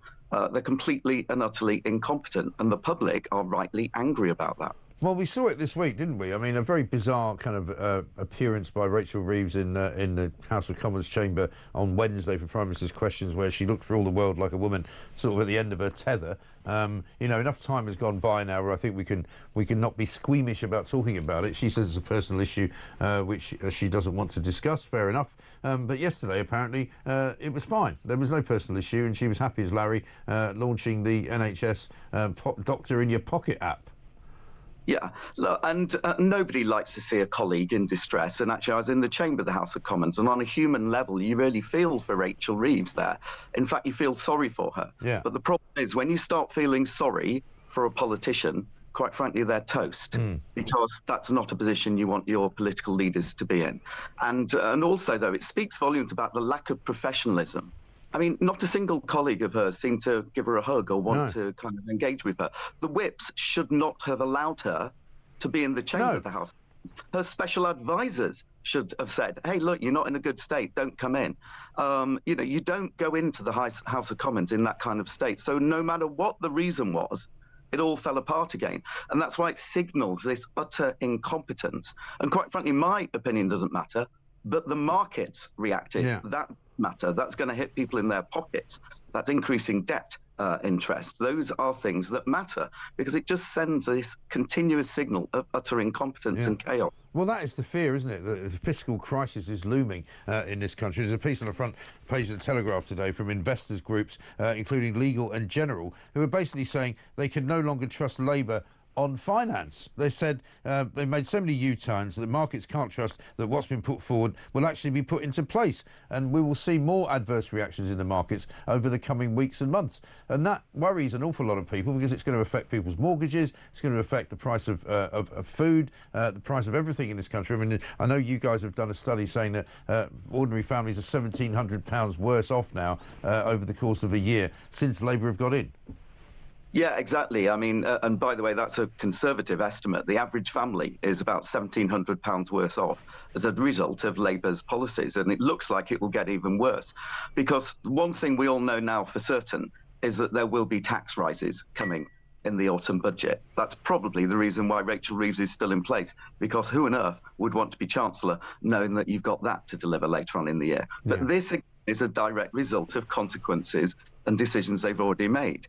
There's already a black hole now because of these U-turns. There's a black hole because of welfare. There's a black hole because of the changes in winter fuel. So we know that there's billions and billions of pounds that need to be raised. Well, where's that going to come from? You and I all know, pockets of normal working people across this country. And yet, at this moment in time, there's no announcement about where that money would come from. So that causes the markets to be jittery. Yeah. And we all know that that is not a good position for any government to be in. It really isn't. Nigel, great to talk to you. Thanks very much indeed. We're a bit short of time this morning. Nigel Huddleston MP, co-chairman of the Conservative Party there. This from Stephen in Belfast, who says, Labour should be congratulated. Normally, it takes years to reach this level of incompetence. They've done it in a matter of weeks. Exactly right. Sharon in Staffordshire says, we need a snap general election now. How much longer do we need to tolerate this awful, useless government? They need to go now. Now! Absolutely right. Let's talk about the NHS, though, because, of course, one of the things that they were off doing yesterday, Rachel Reeves was apparently back to her normal self. Everything was fine. She had a bad day at work, and let's not forget about it. They were launching an NHS app to give patients a doctor in your pocket. That's what they're saying they want to do. But let's talk now to our favourite doctor, Dr. Dean Eggett, who is, of course, the GP and CEO of Doncaster's local medical committee. Dr. Dean, I should say, how are you? Morning, Mike. I'm well. Are you? Good to see you. Yeah, absolutely right. I've been trying to imagine what it would be like to have a doctor in my pocket. I'm not sure I want one. as nice as you are, talking to me and going, don't eat that, don't do this, don't do that. I'm sorry, I can't talk to you today. I'm not working. I'm having the day off. Oh, can I have some more money as well? One of those. But what do you make of this plan to make it more neighbourhood based? So I read the document yesterday, like everyone else. It's pretty meaty. There's about 168 pages, and it's really, really dense and many, many ideas. The problem that I have with this document, apart from the fact that it says all the things that you want to hear, so the government have listened to people's concerns, is that it's a bit more like a manifesto than a plan. So it's a list, and a really long list of aspirations, and we're going to do this, we're going to do that. Right. But there's not a huge amount of detail about how any of that is going to be delivered. So you talk about the doctor in the pocket, that's in there, but I don't really know what that's going to look like. Right. I don't know what half of these neighbourhood plans are going to look like. I've got ideas, but the plan doesn't actually say it. So It sounds interesting, it's exciting, but I'm apprehensive about the detail. Well, that's the problem. I mean, I had Wes Streeting on the show yesterday, and he couldn't really explain exactly how long it would take to build these neighbourhood centres, to create these places, and how they're going to sort of hire thousands of doctors who at the moment are untrained doctors. We don't have enough doctors in this country. You've told me before that also plenty of doctors are getting qualified, but they can't find a surgery, they can't get a job. Yeah, we're in this strange predicament at the moment where we don't have enough doctors in the UK for the population. So if you want a doctor-led, doctor-run service, but actually we've got a huge number of doctors at the moment who are unemployed or about to be unemployed because they can't find training numbers. So there is this mismatch of not having enough, but also not having enough funding in the right place to be able to employ them in the right place. And at the same time, even if we could employ them, we don't necessarily have the building infrastructure to allow them to sit in a room. So how we're going to get doctors, nurses, physiotherapists, pharmacists all under the same roof, I have no idea. Yeah, right. But they have said that they're proposing building 200 neighbourhood health centres across England. And I don't know, 200 sounds like a really, really small amount. So we need to use the infrastructure that we have, but we know the infrastructure that we have just isn't big enough. Right. So again, not all of that joins up and makes sense to me. I spoke to a former Tory MP, Maria Caulfield, yesterday as well, who was a nurse all the time when she was an MP and has now gone back to full-time nursing. And what she said to me was interesting, because in the 10 years since she'd been working full-time, she said that basically she went back to the hospital where she had worked and she found that there were more people there than there ever were doing the same job, so that there were actually, you know, an increase in the numbers of people working, but they weren't all in the front line, they were all kind of in management. And she said, you know, it didn't make any sense to her. Yeah, the workforce has changed massively over the past 10, 15 years. And we've moved from this, think of it like a pyramid, where you have perhaps the highly trained specialists at the top, and then the administrators or the people who support. Oh, that sounds really bad, like this hierarchy of the doctors are brilliant. I don't mean it like that, but you've got the big decision makers at the top clinically and those support at the bottom. So it's like an inverted pyramid. And what we've tried to do over the past 10 to 15 years, and say we as a country, is to have a smaller number of doctors and that's more of these support networks around them. So rather than having 10 doctors, you might have 1 doctor and 3 healthcare assistants and 5 nurses.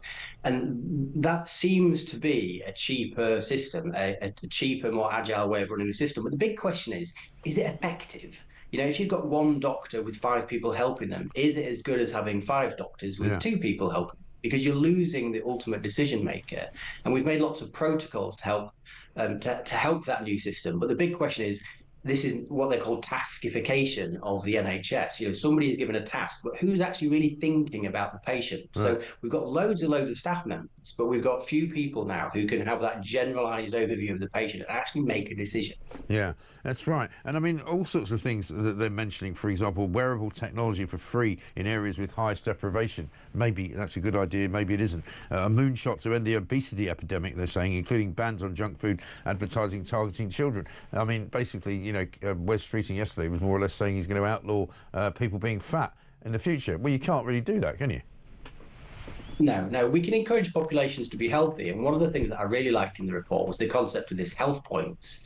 So I've talked before about nudging people to good behaviours. So the doctor in your pocket might not nag at you and say, Mike, don't have that whiskey. But what I might say is, well, if you're going to have the whiskey, it's going to have a consequence. And it's up to you to decide, but there's a nudge in the right direction. So there's the concept of earning points, and points means prizes. And you can spend those prizes on wherever the NHS decides to partner with. I quite like that idea, nudging people to healthy choices. But ultimately, it's still up to the patient. Yeah, absolutely. Dean, good to see you. Thanks very much indeed. Dr. Dean Eggett there, GP and CEO of Doncaster's local medical committee. I got this from Borough Boy, Ian, who says, morning, Mike, do me a favour, mate. Give me a break from Starmer. Every time I see him or hear him, my blood pressure goes through the roof. He's a narcissist, a liar, a gaslighter. He's treacherous. He's our Prime Minister. Please let this nightmare end soon.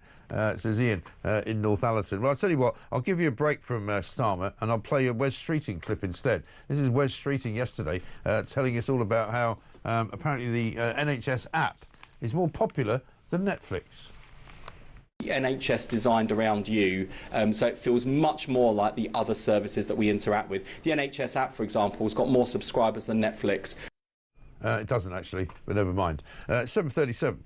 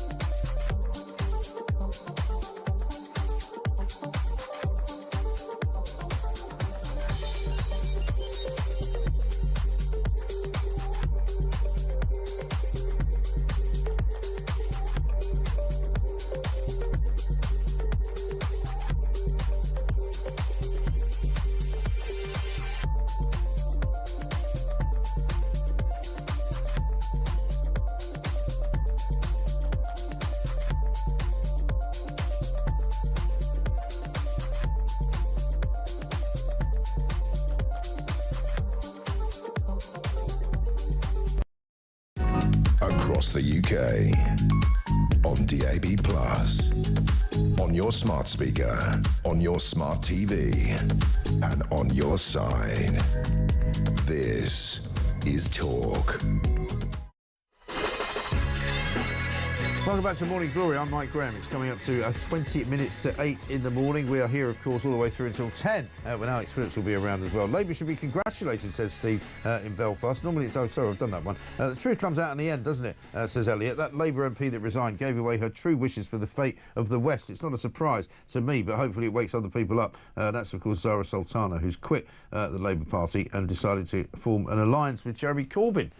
Because, of course, it's all about Palestine, isn't it? Let's talk to Peter Blexley, former Metropolitan Police detective, because there's much to discuss, including this morning. Yvette Cooper's out and about, not coming in here, of course, but she's out talking to various other networks and various other news outlets about a new summer initiative to basically make our streets safer and our towns safer and less filled with grubby, ghastly, horrible yobbos. Peter, very good morning to you. Good morning. Good to see you, welcome sir. To today's edition of Reinventing the Wheel. Who would have thought that putting police officers on our high streets might do something to help tackle crime? This is exactly what we were doing in the 1970s. Yes, the 1970s. And now somebody's decided that if you actually put police officers out on the street, crime might go down. Yeah, marvellous, isn't it? Well, I mean, at least you can say that perhaps they've learned something from the past, but will they actually be able to do it? Because this Labour government, I'm afraid, Peter, has got a reputation now for announcing lots of things and producing lots of shiny little booklets and some really, really, really interesting kind of, applications online. But where will they actually get some police out there on the street? Well, let's hope so, because let's face it, those people that work in our high streets, the ones that run the numerous barber shops, vape shops, nail bars, bookmakers and charity shops, because sadly that is what exists on so many of our high streets, I'm sure they'll be very grateful, albeit they've got nothing really worth stealing. Yeah. People like the Co-op, who have a huge presence the length and breadth of the country and get robbed on a daily basis with hundreds of members of staff being assaulted, in all seriousness, will appreciate a greater police presence. But what has happened to all those senior police officers between, say, the 1990s and today, who stripped officers away from the front line, who took them away from the high streets where they would arrest shoplifters and prevent crime? Do you know where they all are? So many of them this morning are on the golf course with their huge gold-plated six-figure pensions, their King's Police medals and their knighthoods. They failed upwards, they've been rewarded for it, and now lawless Britain is largely a result of their idiocy. Yes. And it's hard to get that back, isn't it? Once you've lost control, it's a bit like the government losing control of their own party, which they now have. Having lost control of the streets of this country, it's very tough to get them back, isn't it? It most certainly is. And policing is a numbers game. I was in Italy a couple of weeks ago. So, of course, I did my research. And Italy has a population of about 10 million people less than us. Right. But what they do have is twice as many people in law enforcement. And guess what? Twice as many law enforcement people, half the crime that we've got. Yeah. It's a numbers game. If any government really wanted to clamp down on crime, to make our streets safer and to get this nation back towards what it used to be, they would employ more police officers and deploy them where they need to be. It's really that simple. Yeah, it really is that simple. It sounds simple and it should be simple, but they seem to make it more and more difficult. Just before I let you go, Peter, I don't know if you want to talk about this, but I saw a post of yours the other day saying you're going on some massive world tour. It looks like you're going to be out of the game for a long time. What on earth are you thinking at your age? I will be on talk as often as you allow me to be so. Yes, in 2026, I'm going on a UK-wide speaking tour. Tickets go on sale today at around about 10 o'clock. I hope to be more successful than Oasis, but there again, I hope for lots of things that never come true. But yeah, I hope to see many, many people at a theatre near you in 2026. Fear not, I'll still be appearing on Talk if you're kind enough to have me. Yeah, we will definitely be very, very, very much looking forward to that. Peter, good to see you. Thank you very much indeed. Good luck with the tickets as well. Fantastic man, Peter Blexley. He's going on like a world tour. It's amazing. You know, it's like the entire year of 2026. Much bigger tour than Oasis are doing. Frankly, it's incredible. Now, we've been commemorating the 1-year anniversary of this ghastly Labour government that we've got. Coming up very shortly, we're going to be talking about Ed Miliband's latest mad idea, which is for you to put a wind farm in your back garden. Absolutely and utterly ridiculous. We're going to talk to Catherine Porter about that. But let's have a look at poor old Keir Starmer trying to say a word that he can't manage to say. And as well as Matt, I'm delighted that the inspiring Nobel Peace Nobel Prize winner. You can't even say Nobel Peace Prize winner. Jesus Christ. Here's Stephen from Hertfordshire. Morning, Mike. This is Stephen Harts. The Prime Minister and the Chancellor are beginning to sound like Teletubbies. Whee!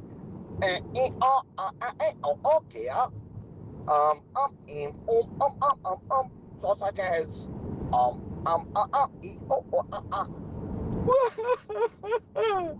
Good morning to you, mate. Have a great day. It's great. Stephen, very good. Very good. Gold star for that man in Hertfordshire. And that picture, look at them all. I mean, this is a day after Rachel Reeves had such a personal problem that she literally couldn't stop weeping. Now, she's laughing her head off. What's so funny? I mean, I put out a caption contest for this picture last night, and some of the answers were quite remarkable. Most of them I can't repeat on the morning radio show. But, you know, Rachel Reeves, 1 minute she's smiling, next minute she's sobbing. What's going on? This is Talk.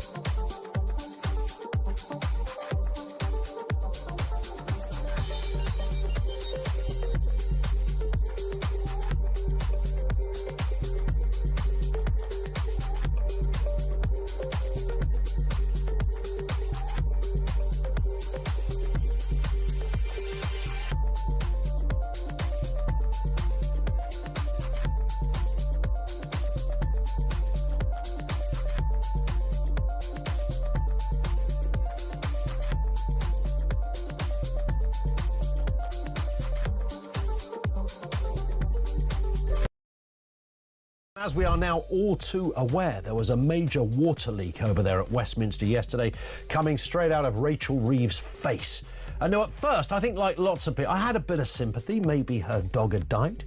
Possibly some bad news from a distant relative, or perhaps she got over-emotional after she watched the first episode of the new season of Young Sheldon. I don't know what was going on. It could have been anything. What could be the cause of this facial tsunami?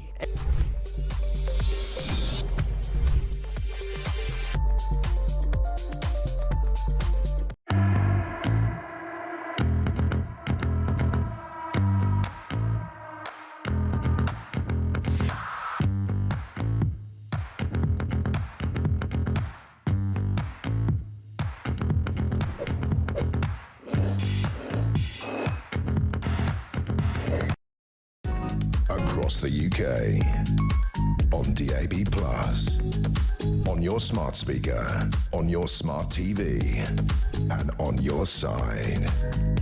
This is Talk. Good morning and welcome back to Morning Glory. This is the home of common sense. It is, of course, talkTV. We're with you all the way through until 10 o'clock when Alex Phillips will be taking over.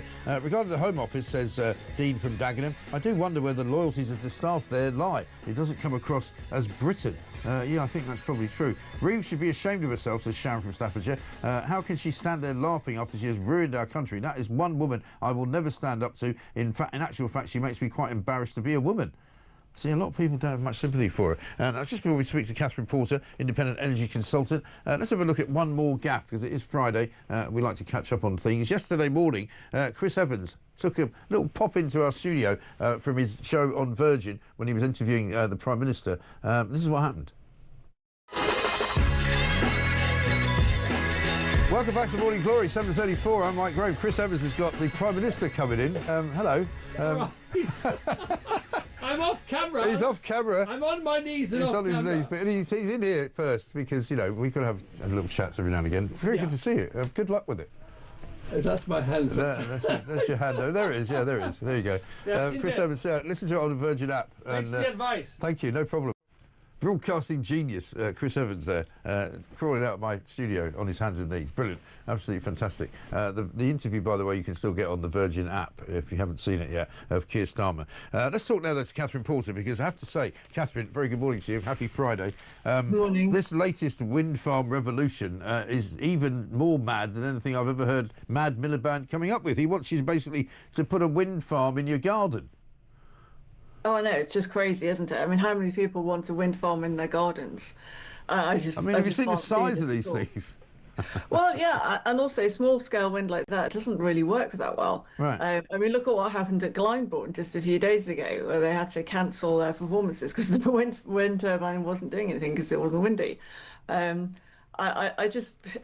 I mean, can you imagine as well what it would look like if you went driving through the suburbs and every house had a wind turbine in its garden? It would just look ridiculous. Because presumably, just from the point of view of the physics of it, you've got to have one that's quite big, as you say, in order for it to actually generate any energy at all. I remember, was it David Cameron that sort of stuck this little ridiculous-looking fan on the top of his house in Notting Hill to make it look like he was actually, you know, being green? But, I mean, it doesn't generate any electricity.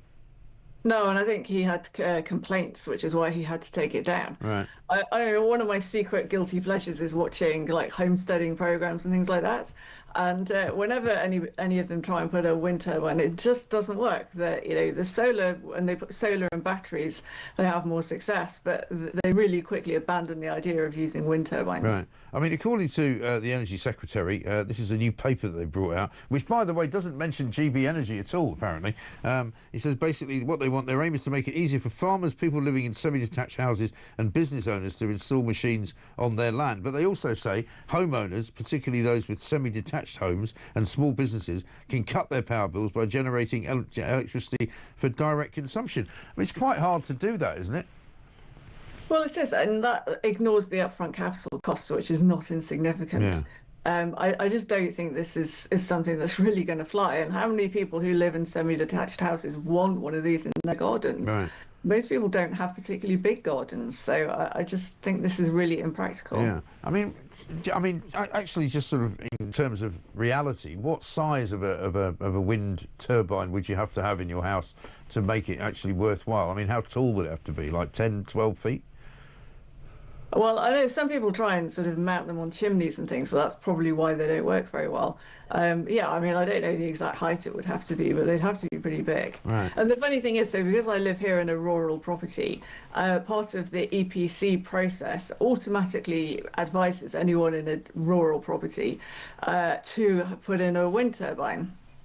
But I have a thatched roof, so I can't put anything on the roof. Right. And our garden's just too small for the distance to boundary regulations. So I'm assuming that that's going to be one of the things that they change within this package is rules like that you can't put a big post in your garden within so far of the boundary. Well, that's bad news for poor old Mad Ed, because apparently boosting small-scale wind power is at the heart of their plan to double onshore wind generation by 2030.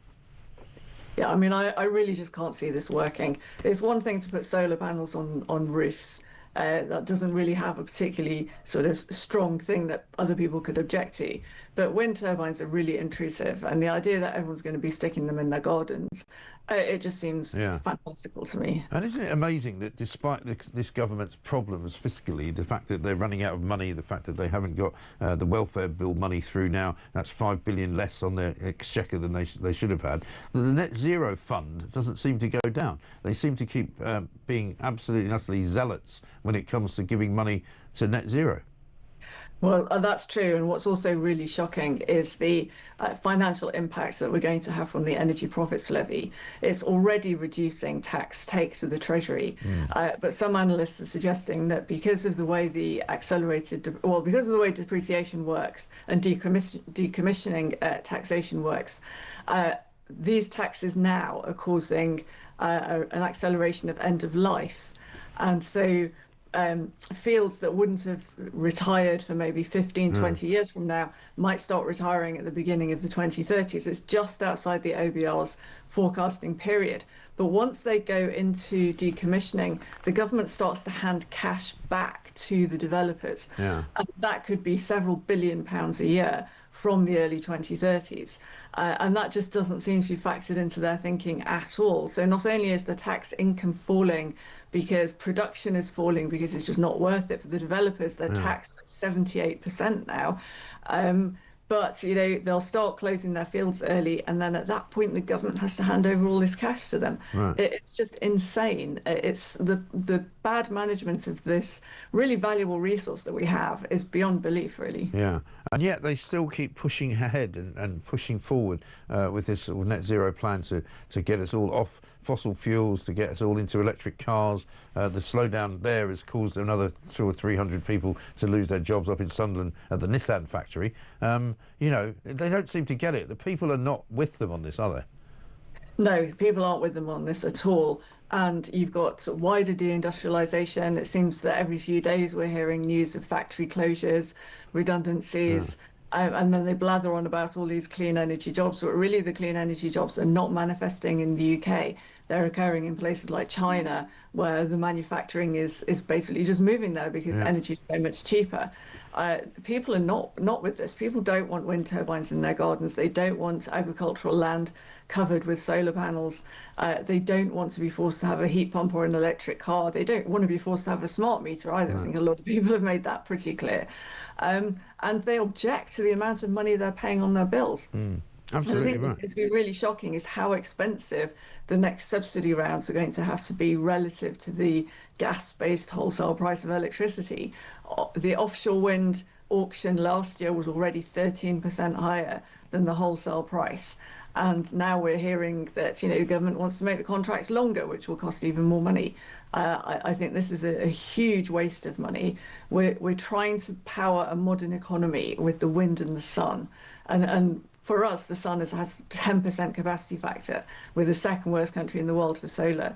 None of this adds up. If we really wanted to decarbonise, we'd be going for nuclear. Yeah, well, hopefully that's what they're going to do, but it's going to take too long. It's going to take quite a long time for them to build it all. Catherine, good to see you. Thank you very much indeed. Catherine Porter, independent energy consultant. Let's remind ourselves of Ed Miliband and his cheesy, bizarre obsession with wind turbines. As we walk the length of this 108-metre wind turbine blade without hesitation, deviation or repetition about clean energy. Chris. Look at the size of this thing. This monster is going to be in the seas around this country generating clean electricity in the next few months. It is amazing to see the extent of what we're doing in this country. And what's so exciting about this is it's about energy security and lower bill. It's about tackling the climate crisis, and it's about good jobs for people here in Hull. 1,300 jobs from the manufacture at this plant. I mean, you do see the future being built here, don't you? You do. I mean, what's not to like, really? Trisha, who works here, said to me, every blade makes a difference. I mean, what a complete plonker. I'm sorry. It's coming up to 8 o'clock. How about this from Roy in Gloucester? He says, good morning, Mike. That video of Starmer, Reeves and Streeting all laughing like a bunch of hyenas looks so staged. Unbelievable that they must think we're all stupid, that we can't see what is actually going on. I know. Martin says, well, Rachel Reeves certainly did make history. The country is going bankrupt. Yeah, right. And Sharon says, Peter Bleksley is absolutely fantastic. He needs to be our Prime Minister for sure. Coming up in the next hour, after the news, we're going to speak to Graham Stringer, a Labour MP for Blackley and Middleton South. He's going to give us his appreciation of Keir Starmer's first year in power. It's his 12 months exactly to the day that the Labour government got elected. And what an absolute shambles they've turned out to be. This is Talk.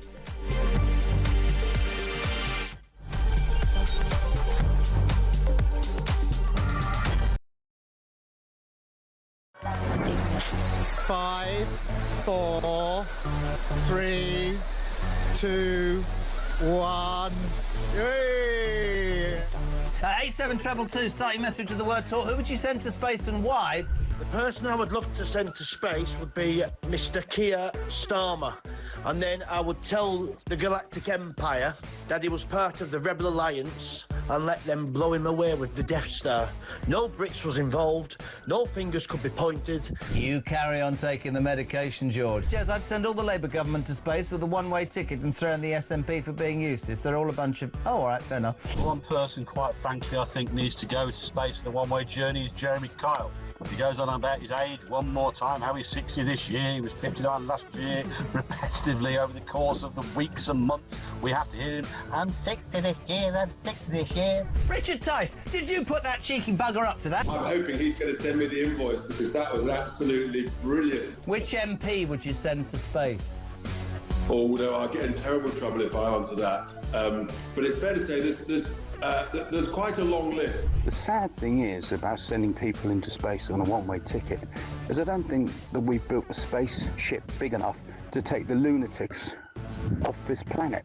I mean, from the net zero loonies to the transgender loonies to the racists to the terrorists, there is just so much to the wokerati. We need some big spaceships. Big spaceships. Good evening. I never know how you're going to start this conversation, Jeremy. Katy Perry went to space today, OK? Who would you send... I'd love her to say what I wanted to, but I'd never disrespect her. Who would you send to space who could never come back? Well, I'd be happy to send Ed Miliband to space, I think. Oh, that is an outrageous question, so I'm not even going to answer that question. Sam Matterface, do you get the job, yeah? Go on. No, Sam Matterface, I tell you what... There's no. I think David Lammy would be the person I'd want to send up in space and never come back again. Yeah, the problem is how much would the bill be for him to munch through whatever food on the way there? Hey, it worked.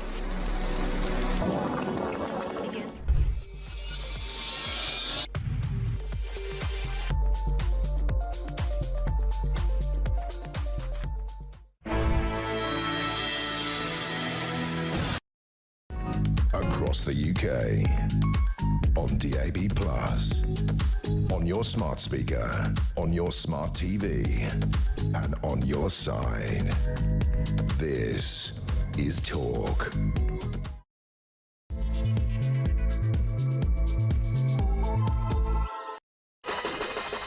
Welcome back to Morning Glory, coming up to and very nearly 3 minutes past 8. I'm Mike Graham with you all the way through until 10, of course. Alex Phillips will be here then to take you on all the way through into the afternoon. Coming up tonight, Plank of the Week at 7 o'clock, of course, and then we've got a special for you, and it's about a year of the Labour government. It's called A Year of Chaos, and that comes out at 9 p.m. tonight. You won't want to miss it. We'll play a little clip from that coming up in a little while. The front pages this morning, a bit of a mixed bag, really. We just talked about Ed Miliband and his plan for a wind farm revolution in your back garden. How do you fancy putting a wind turbine up in your back garden? Or how would you like it if your neighbour next door decided to put one up there, thanks to the government, even though it won't be any good, it won't work, and it'll probably be about 20 feet tall, be bigger than any of the trees that are around you, I would imagine. Front pages of the Mail and the Telegraph go with the doctor in your pocket. We'll see you now, but will ministers really be able to deliver the all-singing, all-dancing NHS app they're promising patients by 2028? Well, that's 3 years from now, isn't it? And like everything else in the NHS, you have to wait for it. And if you have to wait 3 years, for heaven's sake, is it actually worth waiting for? Basically, what they're trying to say is that the NHS is going to get a bucket load more money and they're going to try and make it more useful for patients. They're going to make it more user-friendly. They're going to make it more possible for you to get treated, more possible for you to get seen in your neighbourhood rather than having to travel miles and miles and miles to go to hospital. Well, it would be nice if they could actually just get people to see a doctor. Because I know from asking you people every single day of every single week that we do this show that you still can't get a doctor's appointment. You still can't get to see anybody when you need to. You still can't get to see anybody when you want to. And it's basically a system that doesn't work. 0344 499 1000. It is a year, of course, of this government, as we've said. Starmer's been in for 12 whole months. Let's get a voice note from Mark. 365 days. I've been here now. And we've managed in that time to deliver the change we promised we would. We gave you the first female Chancellor of the Exchequer, and within 365 days, she was so sick of my nonsense, she was crying on the front benches of the House, which is another first for British politics. Only Labour could manage to destroy things this badly. It's very good, Mark. Thank you very much indeed. So many of you doing impressions of Starmer. The man is the laughingstock of the country. He can't really run his own party. The massive welfare bill debacle this week was proof of that. The state of Rachel Reeves in Parliament the other day is proof of that. The fact that she bounced back and started beaming yesterday as if nothing had happened, as if there was no problem at all, tells me that there's something very weird going on at the heart of this government. 0344 499 1000 is the number. The Sun and many of the other tabloids, of course, as well, this morning also paying tribute to Diogo Jota, who died, sadly, in a car crash in Spain just yesterday morning, driving a Lamborghini back to Britain. Football has lost a champion, is what it says on the front page of The Sun. They've got their first 7 pages on it as well. A shocking story, really, really tragic as well. 0344 499 1000. We'll keep taking your views on all manner of topics as well as the NHS and as well as the wind farm madness. This is Morning Glory. Let's get it on.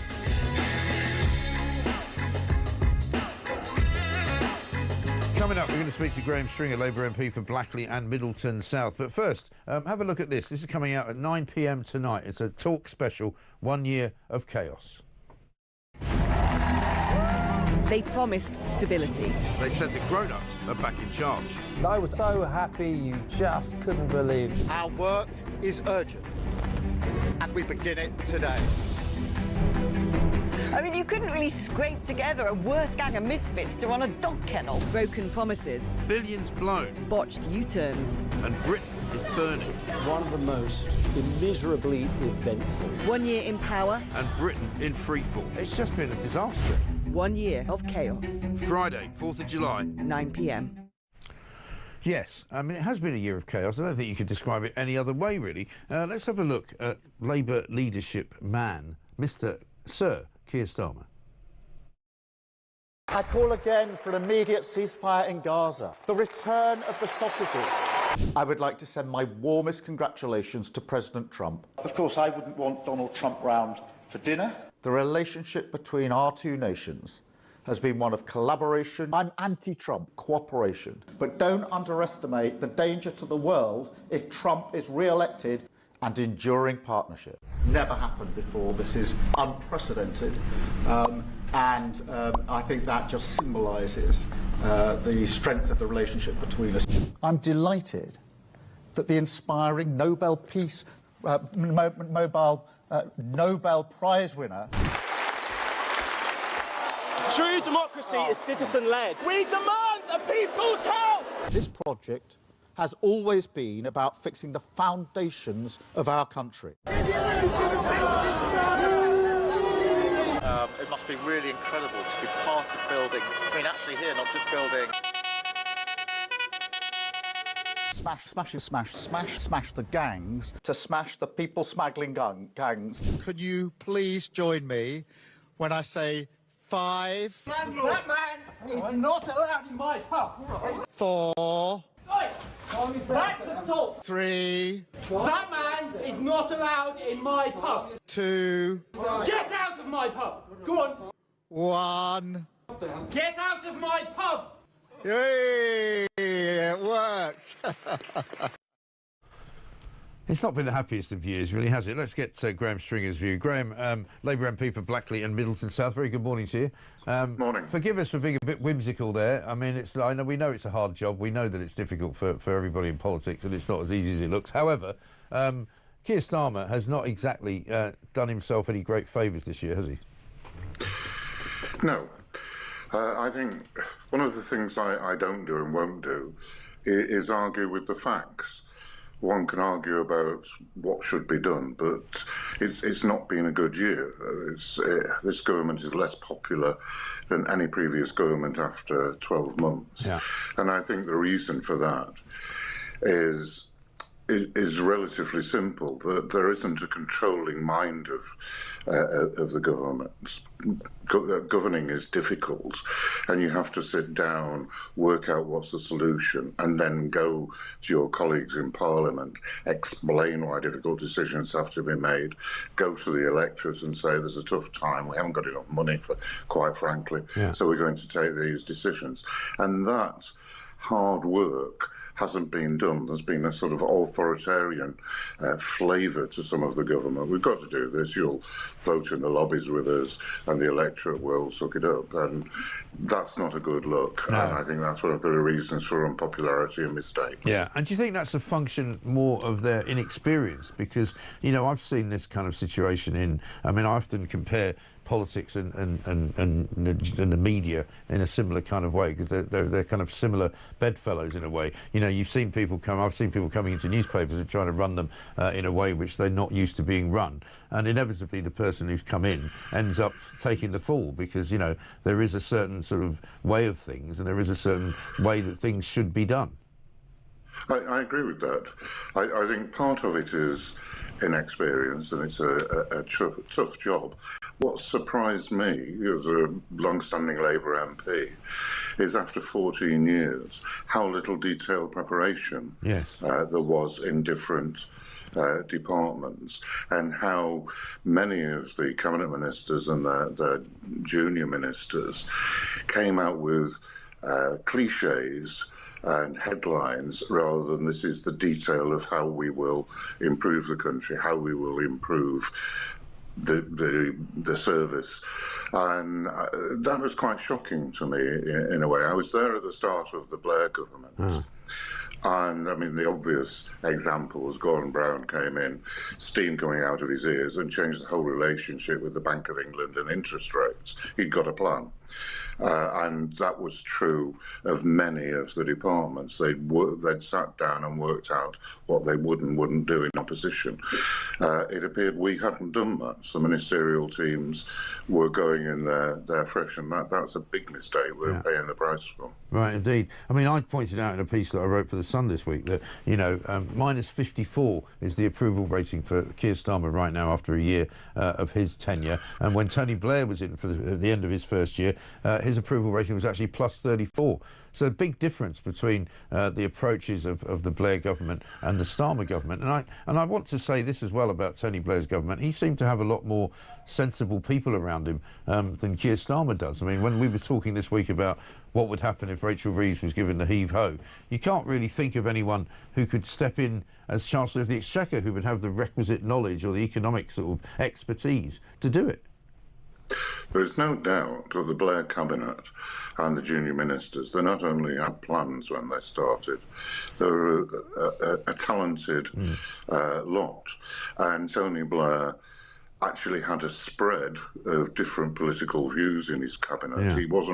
He wasn't frightened of debate. I think a symbol of how Keir's gone wrong.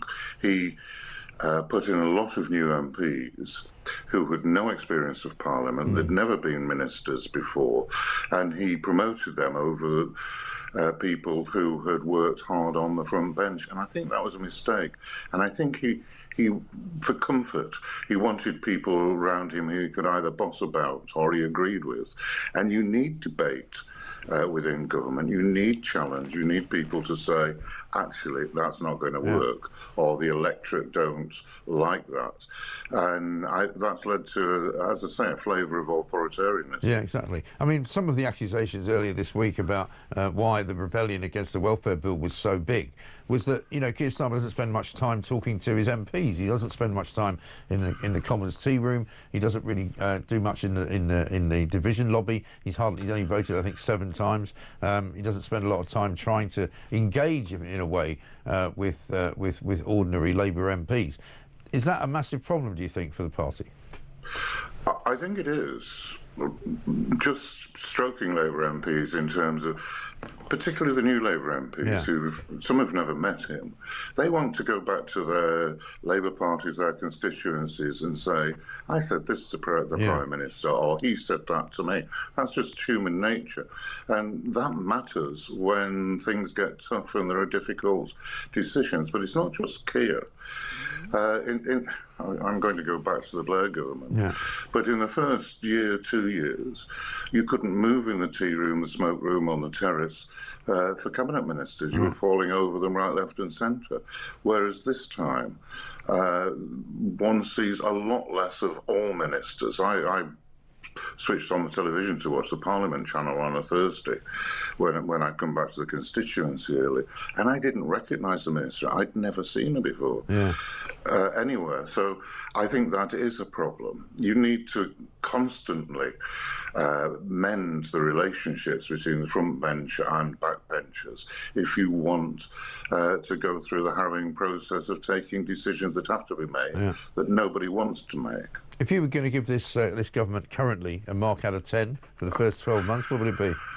Probably about 4.5 to 5. I mean, I'd like to say 10 out of 10, obviously, but there have been so many pretty fundamental mistakes. It's difficult to do that. But I don't want to just run down my own government. There have been some successes on transport, changes in buses. There is a move to improve the health service and try to sort that out. So there are some good news stories and some real improvements, but not enough. Yeah, indeed. Graham, good to talk to you. Thank you very much indeed. Graham Stringer there, Labour MP for Blackley and Middleton South. The other thing that's actually going to afflict the Labour government going forward, and possibly the next election, is this new sort of left-wing schism that's happened. Zarah Sultana resigned from Labour yesterday. She's announced that she's going to co-lead a new party with Jeremy Corbyn, who was, of course, expelled 5 years ago by Sir Keir Starmer. But the worry, I think, for a lot of people on the left is that, you know, this will split the vote for Labour in the same way that Reform has done that to the Conservative Party, and it could, they reckon, get as much as 10% of the vote for this more left-wing party, which could create all sorts of problems. Let's talk to Jason, though, in Suffolk. He's got something to say about Keir Starmer. Jason, very good morning to you. Morning, Mike. How's it going? Yeah, very well, sir. What can I do for you?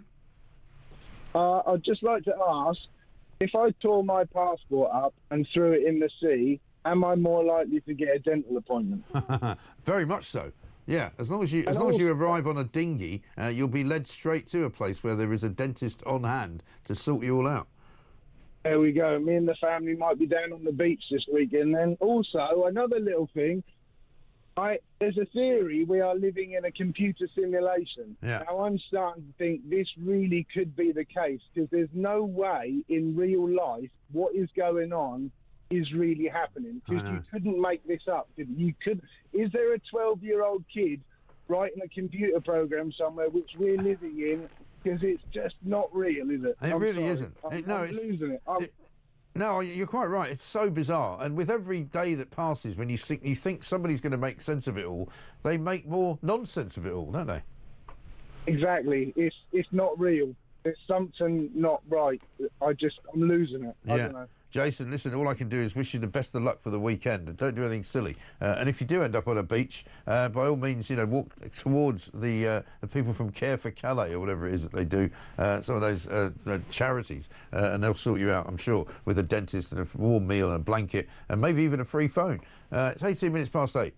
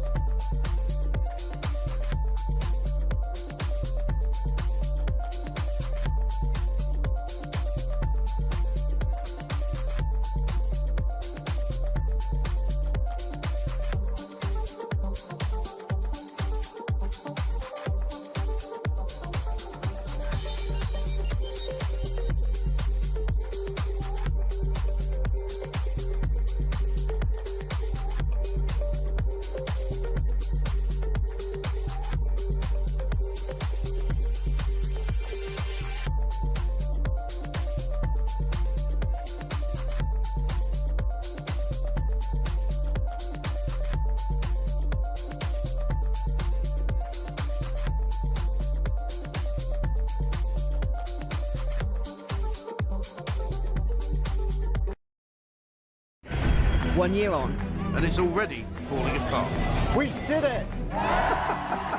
Smash the people smuggling gangs. There is no deterrent. More and more migrants have come to Britain.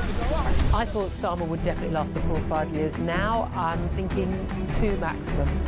And it turns out that Keir Starmer had a wardrobe busier than David Beckham's. 1 explosive hour. U-turn after U-turn. I'm frightened about how bad they are. Absolute incompetence and deceit. 1 year of chaos. Only on Talk.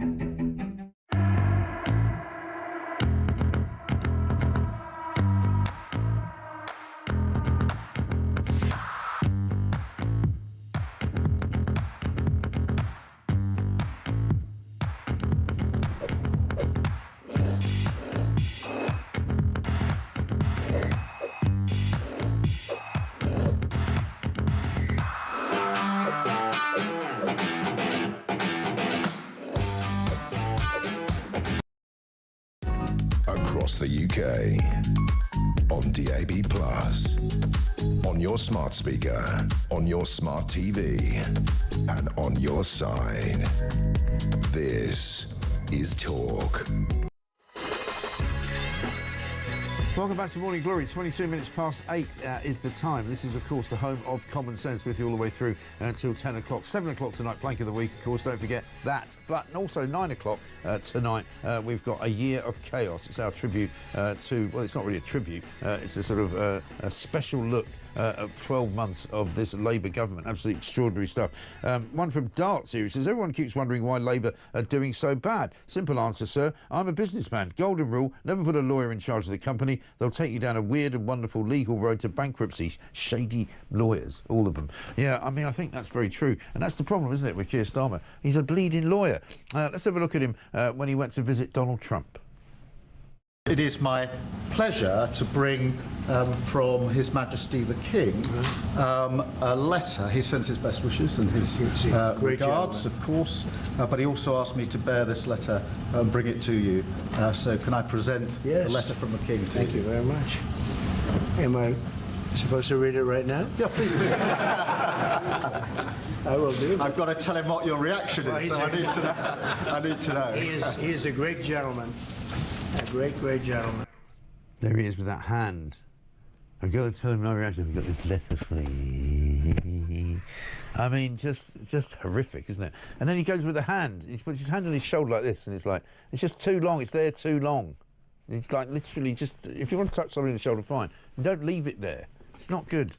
Let's talk to Lucy White, public policy specialist, because we were doing this special story yesterday. It's a Talk exclusive, actually, that more and more landlords now are being wooed, basically, by councils up and down the country because they're being promised more money, more rent, more refurbishment, more special kind of deals, so that they won't have to have any worries going forward about their tenants, won't have to have any worries about renting property, because they'll be paid in advance and they'll be looked after, and it will all be guaranteed by the government. And this, I'm afraid, is a recipe for disaster, as many of you said that you agreed with that yesterday. Lucy, very good morning to you. Hi, Mike. Good morning. How are you? Very well indeed. Very well indeed. I mean, this ridiculous government of ours, which is now commemorating 12 months in charge, basically think that it's a good idea to move people out of hotels, the migrants who are in the hotels, because it's costing so much money, billions and billions of pounds a year. I think it's £8 million a day now or something ridiculous, isn't it, that we're paying for it. But let's move them into houses where it's actually going to cost even more money. And we're just showing your tweet there saying that, you know, do British taxpayers actually really want to pay to house all of these people who are going to live very high on the hog with some brand new furniture without having to pay for absolutely anything? Yeah, exactly. It's absolutely absurd. So I just thought, you know, why not put a poll on Twitter? And 97% of the votees said no, they do not want their taxpayers' money spent on housing illegal migrants in homes to pay private landlords.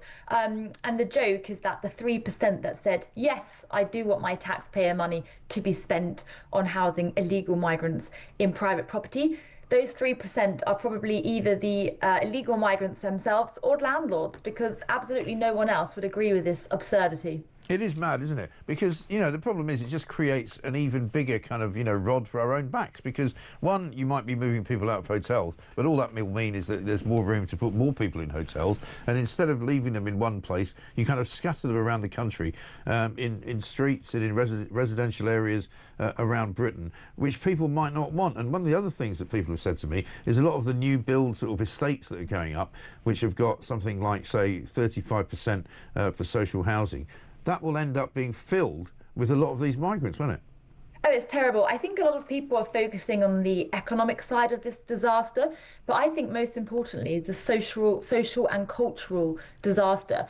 If I had just bought a house, for example, and an illegal migrant or their family moved in next to me, I can tell you the very first thing I would be doing is putting my house back on the market and leaving ASAP. Right. And what that does is that causes capital flight and also white flight. It's where certain people do not want to live in these areas which will naturally degrade. So then you have capital flight out of that area. And quite frankly, if you're a hard-working British citizen, like most of us that watch this show are, why on earth should you have to suffer and have an illegal migrant from Eritrea or Sudan or Afghanistan or Pakistan live right next to you? It would just cause chaos and disruption.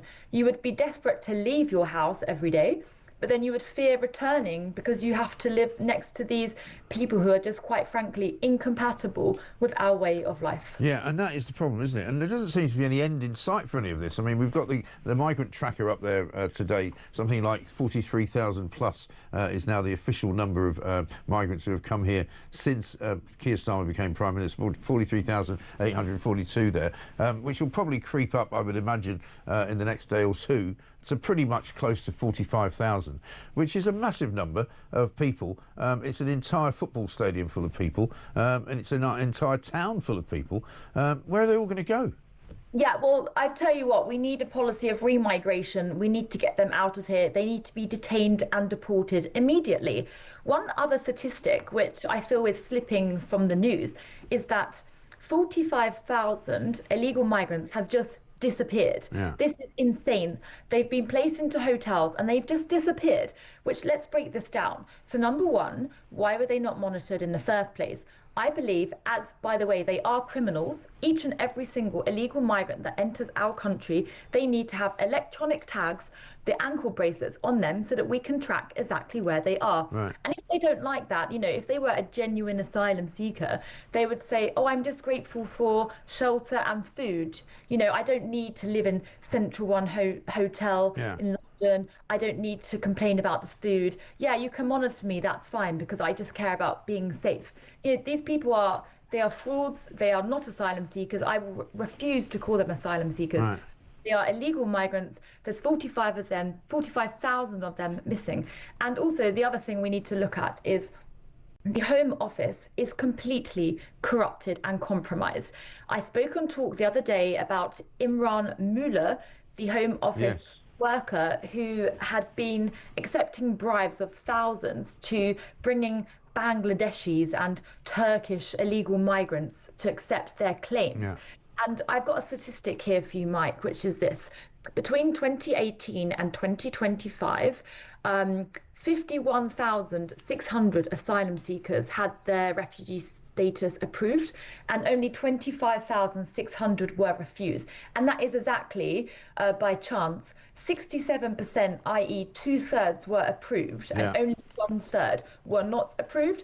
And why is this approval rating so high? It's probably because the Home Office is embedded in corruption. They've been taking bribes to accept asylum seeker claims, and now, as a consequence, they are just inflicted onto poor British citizens as neighbours. So what I would say is a policy is every single illegal migrant, and again, I refuse to call them asylum seekers because they are not, every single illegal migrant that has had their refugee status granted from 2018, every single one of those needs to be reviewed. And revoked, quite frankly. The Home Office needs to be abolished and replaced, and we need to do this properly. They all need to be detained and deported. Yeah. Lucy, I think you speak for an awful lot of people. Thank you very much indeed. Lucy White, Public Policy Specialist there on the problem of housing these migrants, because you take them out of hotels, you put them into HMOs, which is the sort of multiple occupancy type houses. So you might have, say, for example, in one house, in one street, you know, what used to be a property that had a family in, you would end up with maybe 5 to 8 to 10 young men, all of whom have come to this country supposedly to seek a better life, supposedly fleeing from war, but basically becoming a massive drain on the taxpayer because they get everything paid for. Let's get a voice note from Chris. Morning, Mike. Great show as always. About the councils offering upfront home rental and deposits and refurbishments and everything. Forget the deposits for a minute. What I want to know, or what I'd like to know, is these refurbishments. Do they want to give the landlords refurbishments before the migrants move in, or are they expecting the migrants to smash everybody's houses to bits and do the refurbishments on their departure? I mean, who knows? Looking forward to your show at 9 o'clock tonight, Mike. Keep up the good work. Cheers, mate. Chris, thank you very much indeed. I think the answer to your question is probably a bit of both. You know, they refurbish them before the migrants move in. And it could well be that you'll also have a sort of revolving door policy on various different houses as well, because if you've got, say, occupancy for 10 men, you know, maybe 2 or 3 of them move out. Maybe some of them decide to go off and do something else or go and work somewhere else in the country, because we don't know where a lot of these people are half the time. Or maybe some of them decide to go home. You just don't really know, do you? Coming up, we're going to be speaking to Baroness Claire Fox, Independent Peer and Director at the Academy of Ideas. We'll also be talking to Simon Calder about the trouble getting to Wimbledon this year that seems to have happened. But also, later on in the show, Jamie Jenkins joins us, our favourite statistician, and he'll be telling us about Labour's first year in statistics, including these: 48% up. That's small boat crossings. 277,000 down. That's a drop in payroll employees. And 55 billion up. That's the extra amount of borrowing under Labour. Let's get another gaff, shall we? Because it is Friday, and as much as we're cheering you up with all the Keir Starmer gaffs and ridiculous things that he said over time, here's another one from Jeremy Carr. We'll go from one new caller to another. We're going to Barnet. Jenny, you're on Talk Drive. Welcome. How are you? It's Johnny, not Jenny. Brilliant. Right, I am now. It is Johnny. This is right. I'm just going to be really honest. Okay, this is really embarrassing. It does say Johnny. I'm 60 on Monday. My eyesight is failing. Okay, so welcome, Jenny. How are you?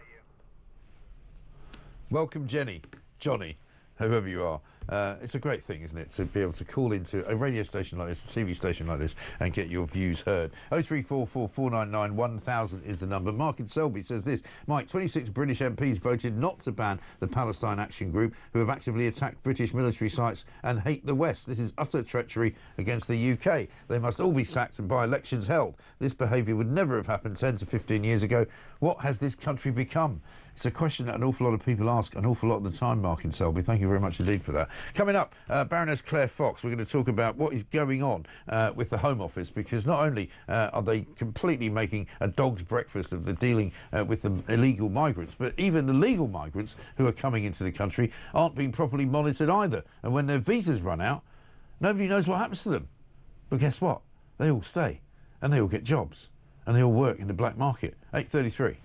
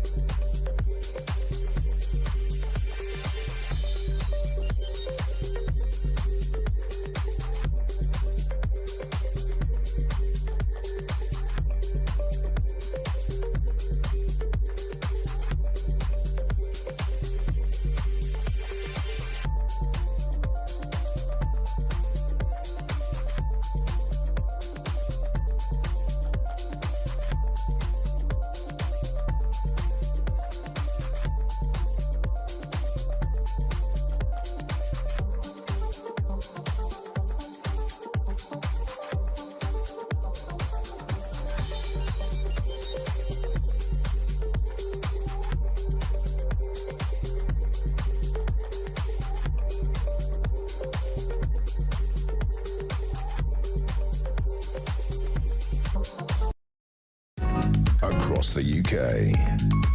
On DAB+, on your smart speaker, on your smart TV, and on your side. This is Talk.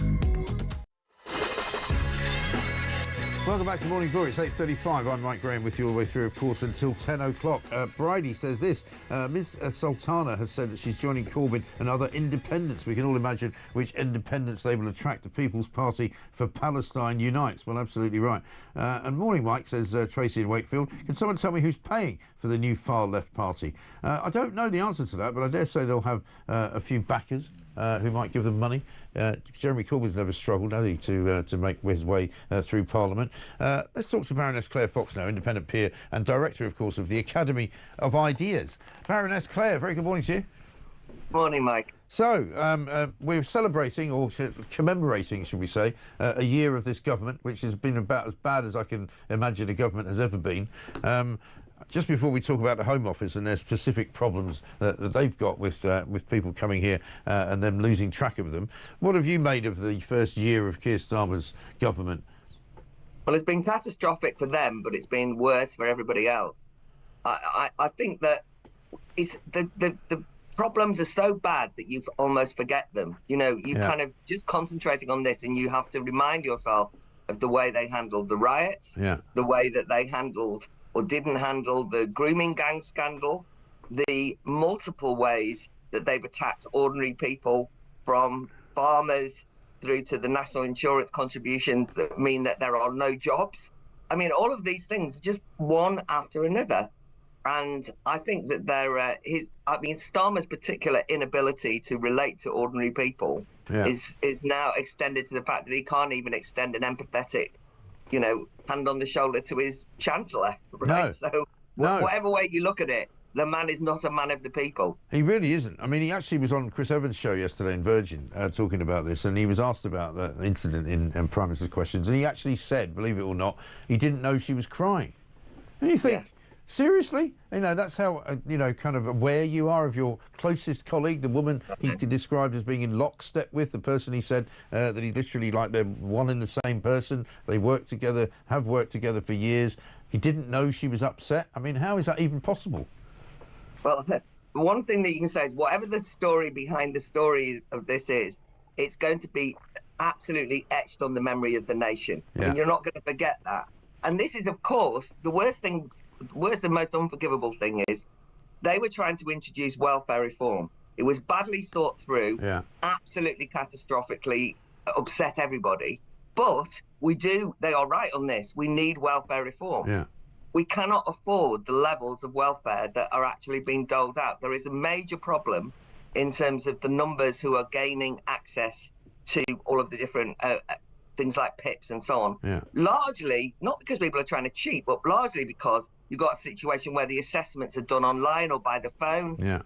They're not doing basic checks, which is what we're going to go on to talk about. And now, because they've messed it up, they're now in a position where it's going to cost money to bring this bill in, never mind save money, and they're not any longer going to ever be able to say the words welfare reform without us all thinking about the mess that they got into, losing, votes, losing, the Chancellor crying and all the rest of it. So now they've actually closed off the possibility of doing welfare reform because they'll be frightened to go down that route. Yeah. And that's what really needs to happen to get the economy going. Yeah, but the trouble is now we've got a situation where the backbenchers, who are all kind of from the left, have basically ruled out any conversations about taking benefits away from anyone.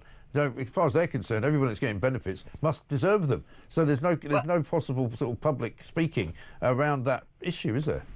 No, exactly. They've chilled the debate on welfare reform. I think that the backbenchers are not exactly they're not the most lively people I've ever met, let's put it that way. But what's happened is that they have, as we heard from Graham Stringer, I think, they're feeling the contemptuous elitism that comes from the top of the party, the very way that ordinary people do. I mean, I think it's interesting that the governments are so sort of technocratically aloof from what's going on in ordinary life that they're even technocratically aloof from their own backbenchers. They don't even hang out in the tea rooms. It's all beneath them. And so I think that, when you've got no communication, either with voters or indeed your own backbench MPs, you're going to make a mess of things because you just got no feel for what people are thinking. And that is a very, very, very common problem with a lot of politicians. Let's talk a bit about the Home Office's latest problem, which is that they don't know, and this is again something that you and I have spoken about probably many times before. I was always sure of this, many years ago, that we give these people work visas to come into the country, we give them student visas, and quite often what happens is that they overrun the student visa, they overrun the work visa, and they just stay. And I've always been suspicious of the Home Office figures for people leaving this country, because I've always asked the question, well, how do you even track them? And I don't think they know very well. So which affects obviously the net migration figure as well. So many of these people just stay in the country, and the Home Office has now finally admitted they don't actually know how many of them are staying and how many of them are working illegally. Well, this is a real scandal, and actually sometimes when we all do it, we get focused on the small boats because it's such an, assault on the borders. You can see it, and it therefore, is the thing that dominates the media headlines. But I do think that this is a real indication of the lack of control or lack of care, really, for what's going on in terms of who lives in this country. So the Public Accounts Committee, led by Sir Geoffrey Clifton Brown, is a very important committee because it does try and hold power to account. They've actually looked and they've realised that we can't even say that they're overstaying because nobody knows. There's no checks. So 931,000 skilled worker visas were granted up until April 2024, and there's no way that the Home Office has just decided and abandoned their job of being able to say what happened when the visa ran out. That is effectively an abdication of responsibility. I mean, it should be a sackable offence. Yeah. And what that means about, the bigger problem, of course, is that they're papering over the workplace gaps by trying to import in cheap labour. So the whole scheme has got problems associated with it. We're going through, at the moment, the most ridiculous employment rights bill in the Lords, which purports to be a workers' charter, but actually most of it isn't even going to benefit workers. It's just going to destroy workplaces. And the problem of a lack of jobs, the fact that we've got 9 million economically inactive people in this country, but there aren't enough jobs for them, they're not being, we're not organising things so that they go and work in the sectors that need it. That bit is neglected whilst we're importing people in. Then they come in on the visas, and then we go, oh, sorry, we haven't bothered to find out whether you're doing the work, whether you're staying or not. And by the way, these people are often exploited afterwards. I mean, once they're in that kind of black market territory, they're going to be the victims as much as anything else. And then I suppose the final thing to say here is that when you look at every single piece of legislation that I end up arguing about in the Lords, there's far too much surveillance. There's all sorts of monitoring. I mean, we've got bank spying clauses in the fraud bill. We've got all sorts of digital ID coming in. We've got facial recognition technology. This government is obsessively using surveillance to check up on what we're doing. Yeah. And then when you want them to actually have a bit of surveillance, by the way, I object to half of that, and I think it's a breach of civil liberties. Yes. Then when you actually want them to have a bit of surveillance, actually check some people who are in on visas, they go, oh, checking, and we haven't bothered to do that, sorry. And consequently, the seepage into society of people who arrive legally but then end up in this Netherlands of being illegal with no one knowing where they are, who they are, or anything about them, is really a disgrace. Well, that's it. And we know as well that some of them end up in some of the migrant hotels because if they haven't disappeared into the ether, they basically decide that they want to claim asylum. And so then become asylum seekers, having come here legally and without sort of taking care to kind of stick to their contracts and then go home. They stay here. And the likelihood is they get asylum. Our last guest, Lucy White, was saying, she was quoting, of course, the case just the other day of a corrupt Home Office official who it turned out was taken to court because he was taking bribes from people basically to allow them to become asylum seekers. And we're not going to say that everybody that works in the Home Office obviously is doing anything like that, but his one case was enough. I mean, bad enough to know that one guy's doing it. Yeah, I mean, I think there's corruption, but I think there's also just the need for an absolute tearing up of some of the international conventions that we're signed on to, which defines asylum, seeking and defines what that whole area in ways that were entirely appropriate, perhaps for the period post the Second World War, but are not appropriate now. So actually, there are real problems of people not. You don't have to be corrupt to go through a tick box operation and give people asylum status. So when the government says, "Oh, we're going to speed up the process," they don't actually mean we're going to speed up a process that will lead to a lot of people being returned or, you know, have their asylum claim rejected. They're just almost nodded through. And that's because the rules allow that. So I do think that we have to try and get rid of a lot of the conventions. I mean, this is like, obviously, the human rights conventions that are meaning that we can't deport people, even when they're rejected from asylum status. Then they end up staying because the lawyers find ways of saying, yes, but if we return them, this will happen. You know, that scandal is well documented and known about. So I think the problem we've got is every single way you look, the issue of migration is out of control. And the slogan of the government, which is smash the gangs, is entirely inadequate to the task. And the main thing I've got is that they haven't got the will to do it. That's why I'm emphasising they use surveillance and they use tracking powers on British citizens, on people who live here, right? All the time. They're making it more and more draconian. Every day you look, there's new laws. But where you actually need them to keep on top of, I mean, this is the job of the Home Office, is to do this, is to find out, once the visa ends, where people are, do they need to be returned, should they have the visa renewed, whatever decisions they're going to make. But they have literally told the Public Accounts Committee they don't know.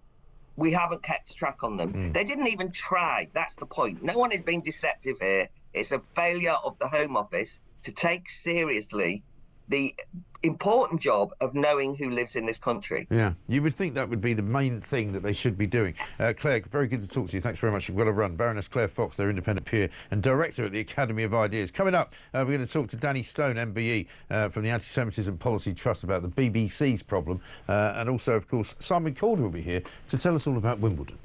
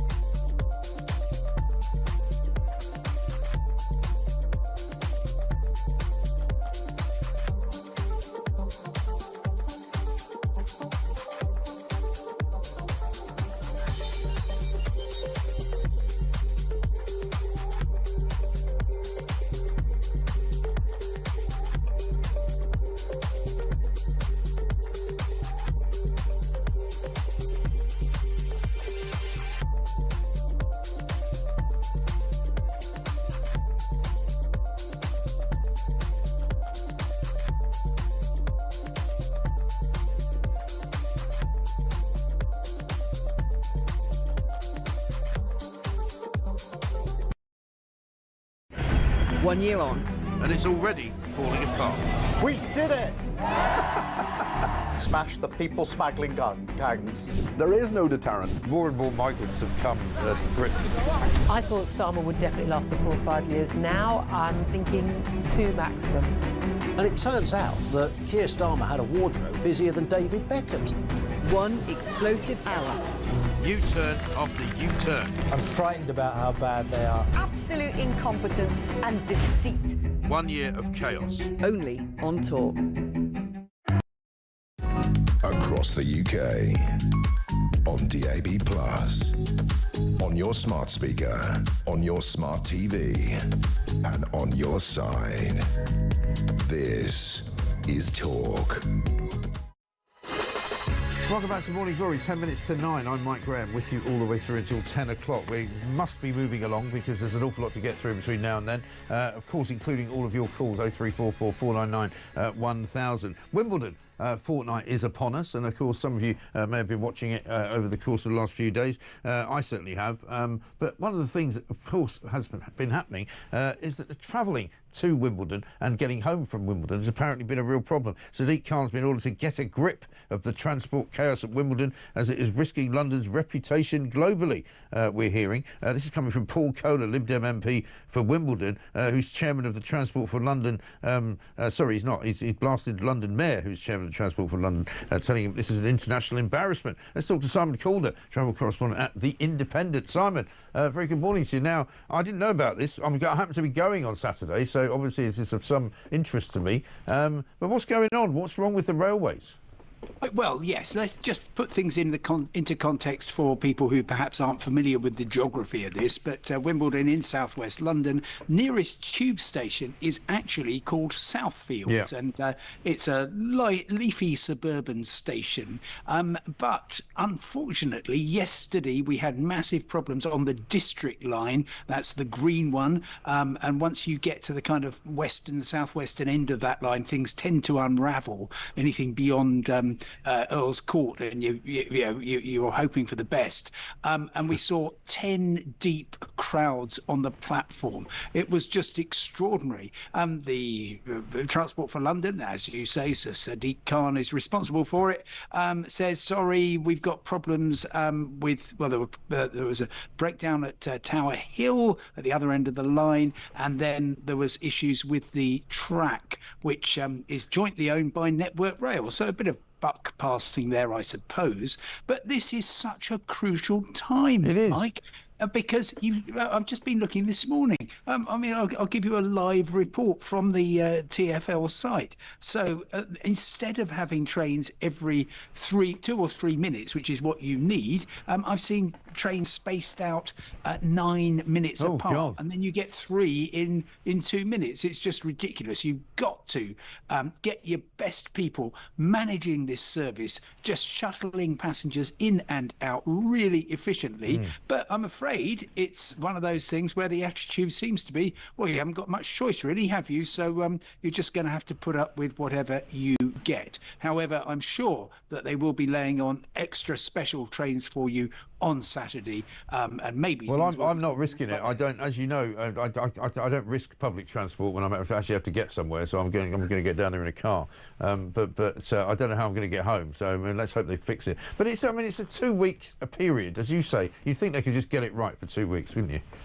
Well, yeah, and as the MP you quoted has been saying, it is an international embarrassment.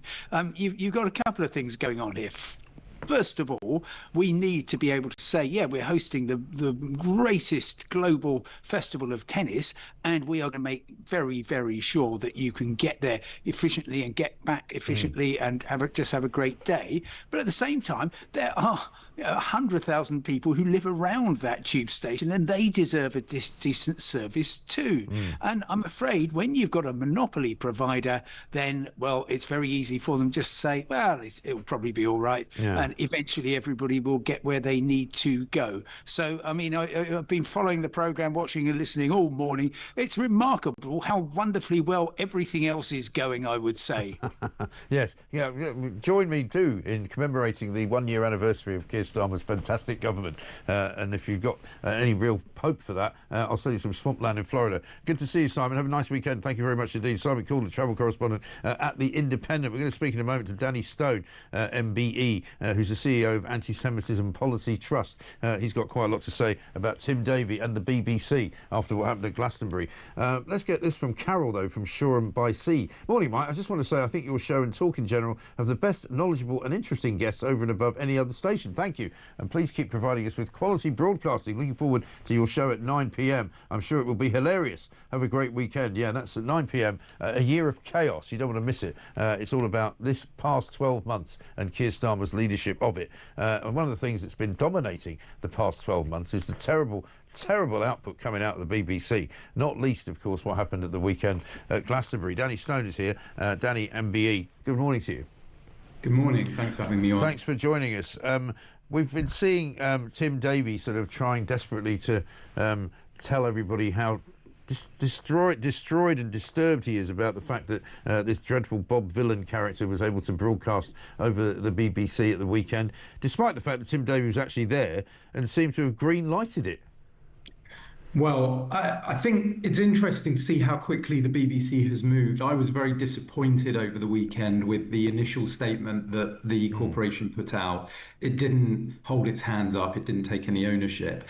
I am pleased that the most recent statements do show a bit of contrition, and I'm particularly pleased to see that the corporation is now taking action. So they have announced that they're going to change the way in which their live streaming works of these ads, because this, should never have been allowed to happen. No, it shouldn't. And apparently the most senior executive in charge of the BBC's coverage at Glastonbury, a woman called Lorna Clark, has now been told to sort of step back. I don't know what that means exactly. I presume it means she won't be fired. But it does seem to me, though, to be yet another example of the BBC's kind of blindness to this issue.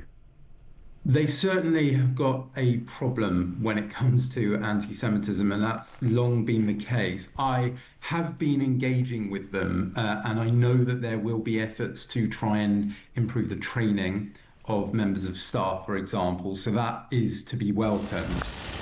But we're still, of course, waiting for the outcome of the review about the payment for the child of a Hamas member, and it'll be interesting to see what happens with that. Well, right. I mean, wasn't that documentary also shown by Channel 4 this week, or is about to be? That's a separate documentary which was shown by Channel 4, but I do think that all these cases where the licence fee payer is supporting, documentaries or journalism, we need to ensure, and of course, as you will know, that the standards are of the highest order. It cannot be the case that money is going to terrorist organisations or that broadcasts are going out where anti-Semitism is being amplified. It just cannot be allowed to be the case. No, indeed. And I mean, generally speaking, people who work at the BBC who are Jewish say that they feel very uncomfortable quite often, a lot of the time, because of some of the stuff that they put out on their news channel.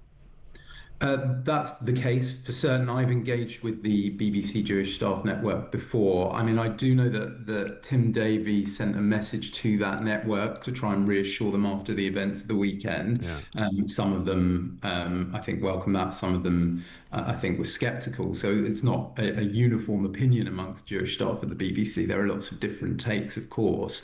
But there is a real urgent effort needed from the corporation to try and engage with that staff. And that's everything from addressing anti-Semitism as and when it occurs, to doing the more positive things, to celebrating Jewish festivals and Jewish life. Yeah, quite. It would be nice to see, and just to see the BBC moving in that direction rather than constantly moving in the opposite direction.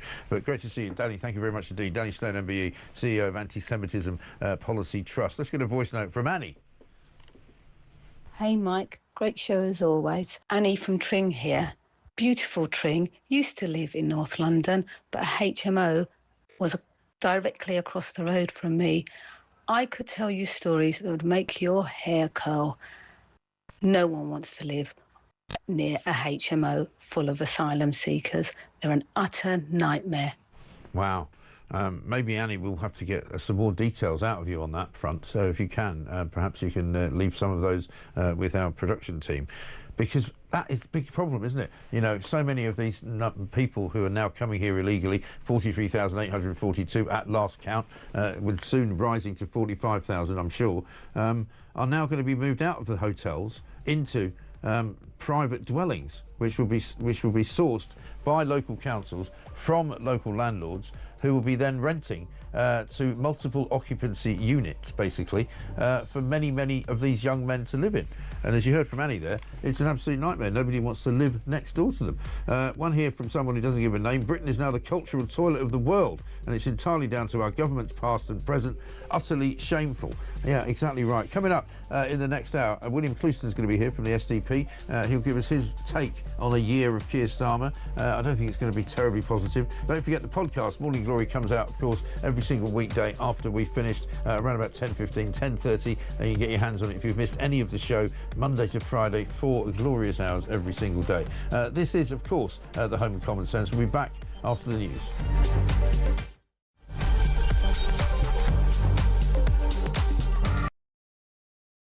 Good evening and welcome to Plank of the Week. It's the one show where you do not have to be worried about judgmental people, because we'll do all the judging for you. Let's just have a look at how Humphrey Useless is now spending his time. There goes your career, mate. Over there a bit is over towards where all the migrants come in. He's jumping there. There he goes. He goes over the bar. Hello, and lady. unfortunately, it catches on his Johnson. If he's Plank of the Week, he's got a sizable plank. That's a whole different show. Plank of the Week, Fridays at 7 on Talk.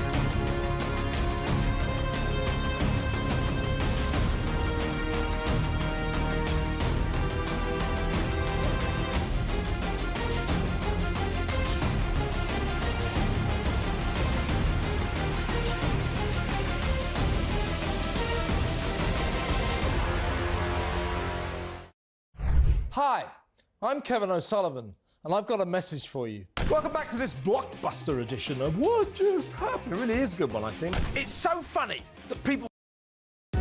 Across the UK, on DAB+, on your smart speaker, on your smart TV, and on your side. This is Talk.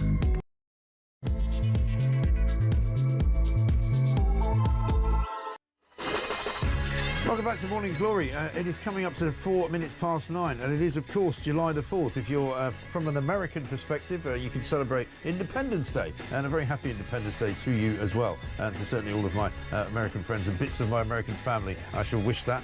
Also, of course, if you're not, you can commemorate, or commiserate, if you like, with a year of Keir Starmer's government. Because if you remember rightly, it was exactly this day last year, July the 4th, that we had a general election, and everybody kind of knew that Labour would probably win it, and it was all kind of a bit of a foregone conclusion. And as much as they tried to get excited on all the channels overnight saying, isn't it great, they all looked very pleased with themselves. People like Andrew Marr got up and started talking about things at question time, like this is now going to be an age, a golden age for Britain, because we're going to see a fantastic new pulsing government that's got the image of Britain at its heart, that knows exactly what the people want. It wants to go forward. No more of the dreadful Conservative Party. No more of the cosy deals. No more of the kind of cronyism that marked the end of the days of the last Conservative government. Rishi Sunak, Boris Johnson, you know, all down the gurgler, all disappeared.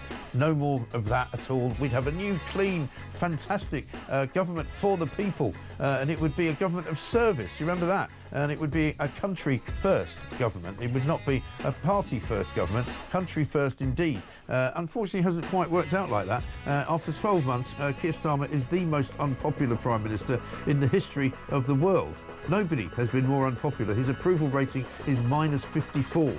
After Tony Blair was in for a year, his approval rating was plus 36.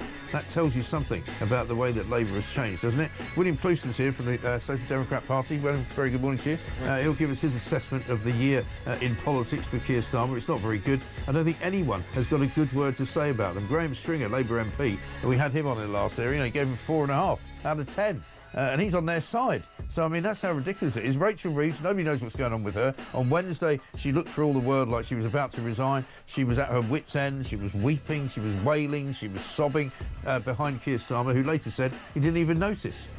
Then yesterday, they were all out having a great time together, hugging each other. Wes Streeting, Angela Rayner, Rachel Reeves said, "Oh, I just had a bad day at the office. I'll be fine."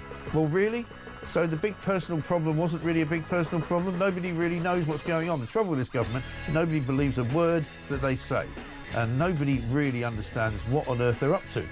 They're wrecking the country. There it is. There's that picture. It looks like a remake of Rumours, doesn't it? Fleetwood Mac all over again. 0344 499 1000. This, of course, is Morning Glory. Let's get it on.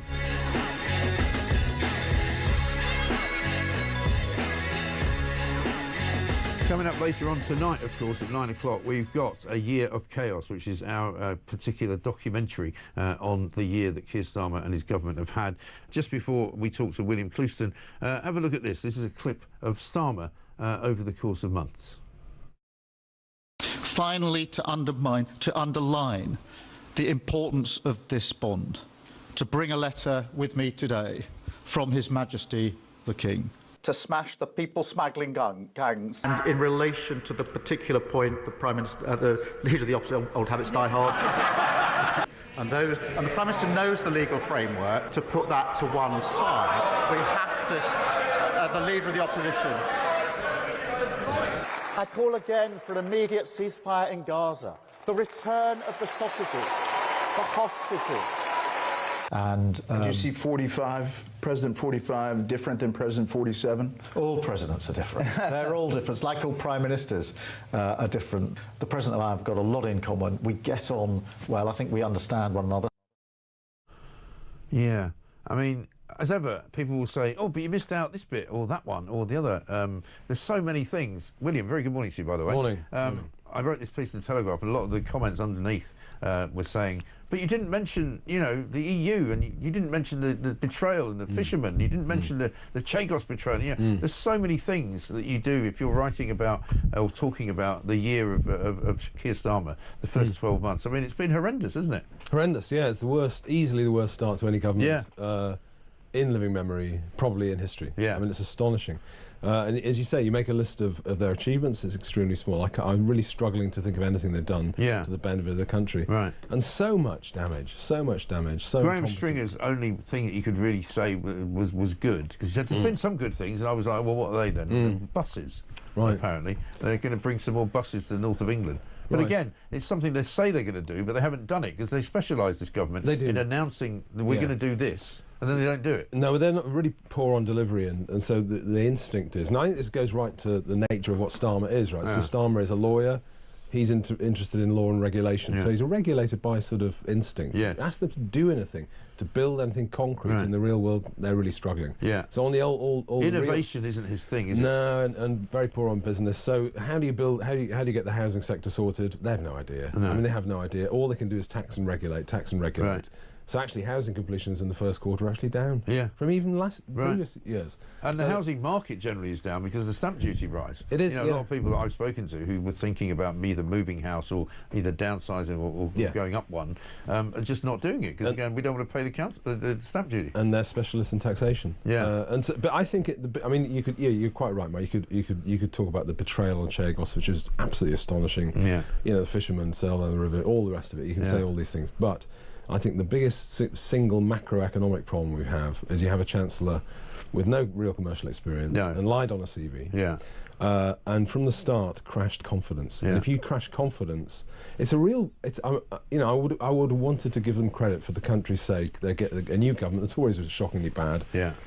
New government in, and what you've got to do is get a bit of confidence going, and things can change and it can be better. What did they do? Fiscal black hole, doom and gloom, terrible, going to have to tax you. Right. And it's so going to get worse before it gets better. Yeah, all this stuff. And they just don't understand that people won't invest in the real world. Right. People running businesses think, well, is it going to get better? Right. Not if they say it's because that they bad. think investment is about getting public money, i.e. taxpayers' money, and giving it to somebody else. They think that's investment, which it isn't. And their instincts, there's about 3 of them have some commercial experience in the entire cabinet. Yeah. And I think it's a major issue. They don't have any experience in that. And their instinct always is, as I say, to regulate and tax.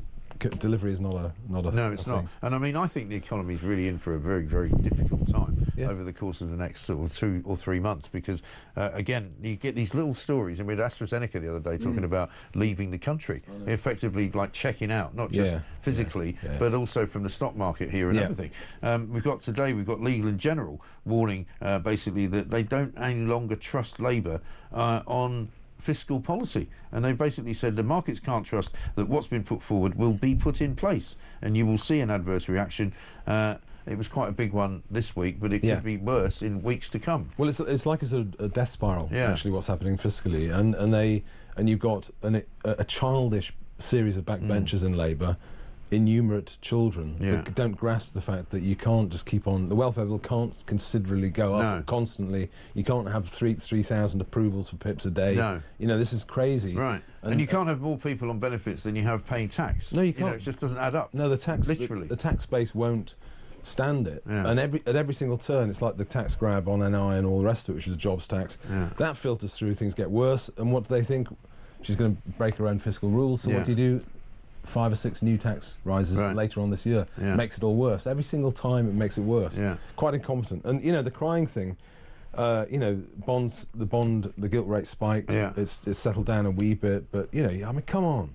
I mean, some people are writing this morning that it's all stabilised because Keir Starmer has basically indicated that she's not going anywhere, as if that's some kind of a good piece of good news. Well, it isn't really, because I don't think anyone wants to see a woman like Rachel Reeves behaving in the way that she's behaved. How can you become so distraught one day and then happy as Larry yesterday without people saying, well, that's not normal, I'm afraid? Well, but what should be normal is to sift and select people properly in the first place. And actually, anyone looking at Rachel Reeves' history at the Bank of England and when she went up to Leeds would have a look at it and say she's not fit to be Chancellor. You're not fit to be Chancellor if you've lied on your CV anyway.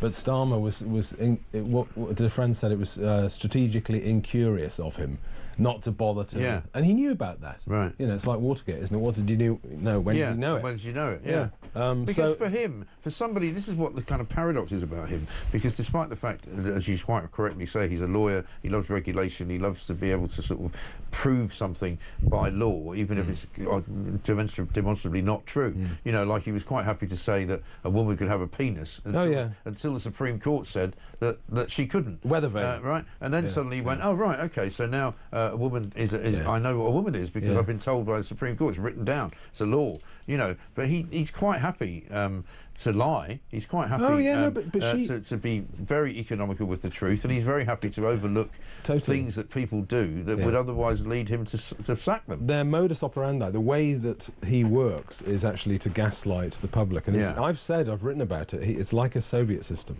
He knows that what he's saying is not true. Right. The public know it's not true, but he insists on sort of gaslighting and going ahead with it. But he keeps talking about how they've turned the economy around when they manifestly haven't. No. He keeps talking about how they're tackling the border issues, and he's given up saying smashing the gangs, but he still says we're tackling it.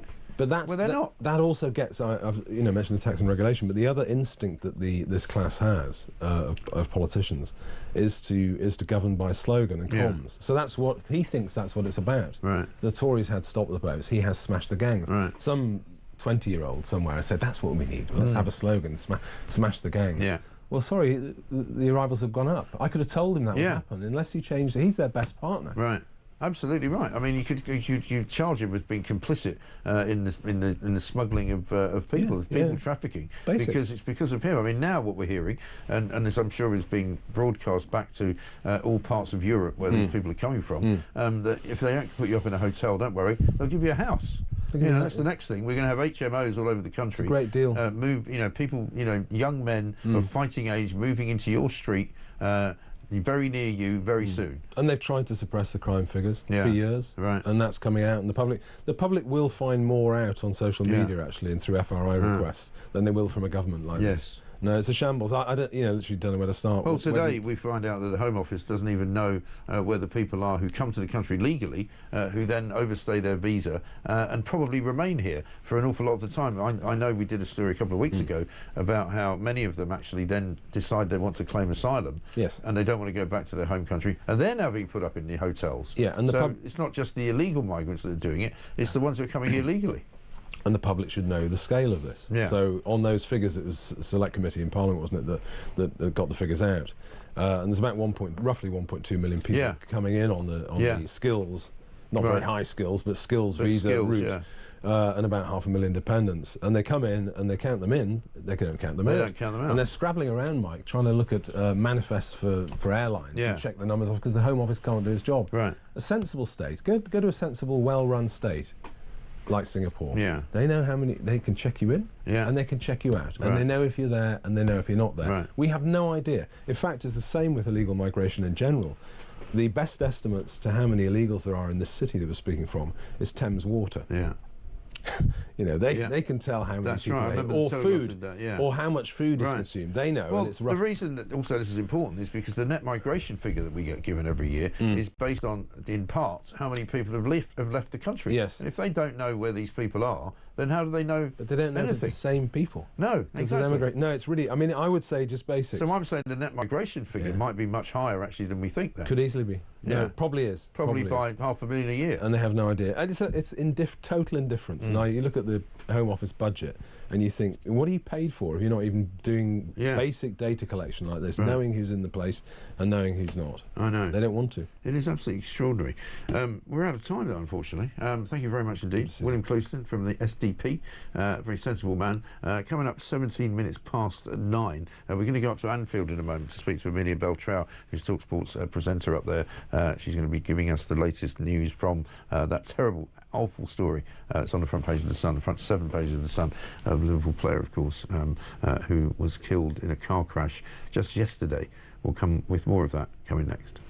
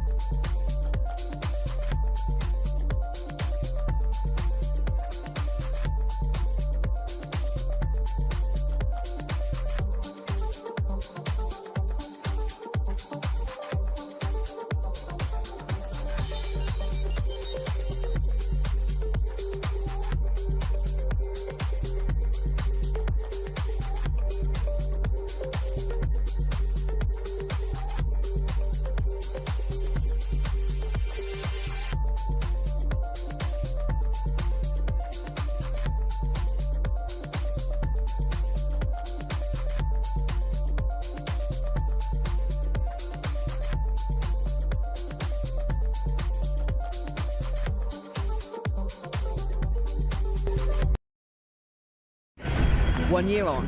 And it's already falling apart. We did it!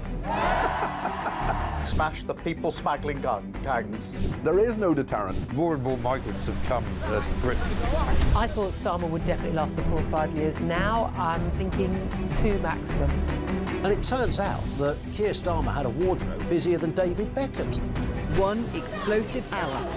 U-turn after U-turn. I'm frightened about how bad they are. Absolute incompetence and deceit. 1 year of chaos. Only on Talk.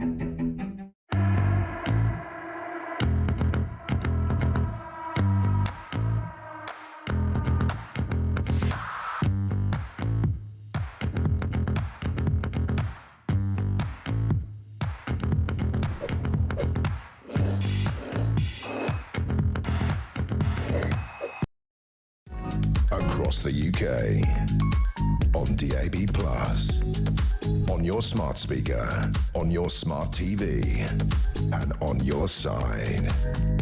This is Talk.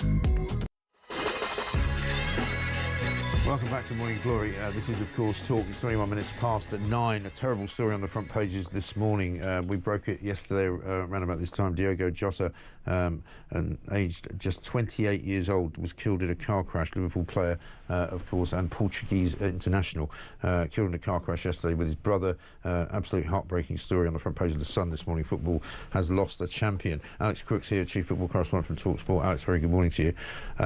Amelia Beltrao is also in Liverpool for us at TalkSport. She's in Anfield. Let me go to her first. Amelia, very good morning to you. A very good morning to you, Mike. I can see you're standing there in front of some massive tributes. I saw when you were talking to Jeremy Kyle, I think, last night, about lots and lots of flowers and just real heartbreak in the city today. Yeah, most definitely. I think today it's a slightly different atmosphere. I think everyone's kind of processed news. Yesterday, Anfield was a scene of sombre and emotional, and it was definitely very sad to see. A lot of people, these tributes have grown ever since I've been here, since last night, and you could see people from the ages of 4 to 84 coming to pay their respects, crying. There was a man who turned up with a guitar as they all gathered round him to sing "You'll Never Walk Alone." There's a book of condolence being held on the other side of the stadium, where people were queuing in their hundreds to sign that book and pay their respects. And you really get a sense of what this city is about. The people is what this city is about, and they just want to come and pay their respects and come together in such a devastating time. Absolutely, and clearly there will be also there'll be a funeral, I think, held in Portugal in the next 24 hours, I think, today or tomorrow, and I guess the city of Liverpool will be in mourning for quite a while. Yeah, there's going to be a wake later on in the town of Gondomar near Porto in Portugal. That's going to be happening later this afternoon, and then tomorrow at 10 a.m. it will be the funeral. So as you can imagine, the Liverpool players, Diogo Jota's teammates, will be flying over as we speak to Portugal, as well the people here in Liverpool will continue to pay their respects. I've seen a lot of people here coming here this morning before school, before work, on their morning dog walk, just to continue paying their respects, and I'm sure they will continue to do so throughout the day. Sure. Amelia, thank you very much indeed. Amelia Beltrao there, reporting in from Liverpool there for TalkSport. Alex, I mean, there's not really very much you can say about this story. It's so awful and tragic. Pictures of his wife and his 3 kids, all lovely little children, and only, 2 weeks ago they got married. Yeah, and I think that makes it all the more difficult to process and comprehend, really. I think the front page of the Sun newspaper that you've got there sums it up quite nicely. Football has lost a champion, not just on the pitch. He was a Premier League winner, of course, with Liverpool, a recent Nations League winner with his beloved Portugal. I spent a lot of time over in Portugal. I've got family in the Algarve. I know what Diogo Jota means to the Portuguese public, but a champion off the pitch as well, someone adored by his teammates, adored by fans of whichever club he turned out for. He's not only a hero at Liverpool, but at Wolverhampton Wanderers, where he started his Premier League career as well, a family man. And, you know, today you've got 3 very young children who are waking up without a dad. You've got a mother and father over in Portugal who've lost both their sons. Our thoughts go out to them as well, and obviously to Diogo's new wife. It is an incredibly harrowing story, and I think it's going to take a long time for the people of Liverpool, the people of Portugal, to get over this. Yeah, it really is. It's one of those stories that you just can't explain, really. I was talking to somebody yesterday about it, about how it kind of just puts everything, all the other things that we talk about all the time, because all we do is talk, you know, puts everything into perspective, doesn't it? Because you can't, it just doesn't seem fair, apart from anything else. No, it doesn't. You know, having seen those images and the videos of the wedding only last week, marrying his childhood sweetheart, and seeing some social media posts that she wrote back in 2019, actually, saying that only death can tear us apart, and actually even death won't tear us apart. Obviously, that will be put to the test now. And yeah, I think football is obviously a very tribal sport. Yeah. But when you see tributes from supporters of Liverpool's biggest rivals, the likes of Manchester United and Manchester City, and there was an Everton fan laying flowers outside Anfield yesterday, I think that really puts this into perspective. I think so. Absolutely awful. Alex, thanks very much indeed. Very difficult time for obviously for anybody that knows Diogo, and also for a lot of football fans as well. Absolutely awful, devastating. Coming up, we've got lots more going on. It's coming up to 26 minutes past 9. This is Talk.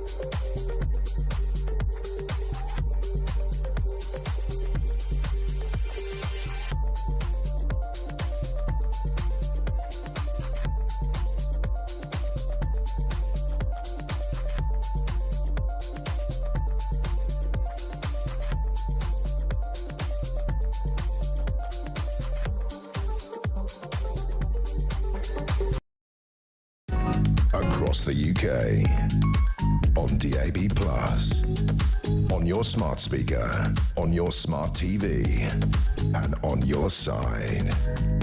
This is Talk.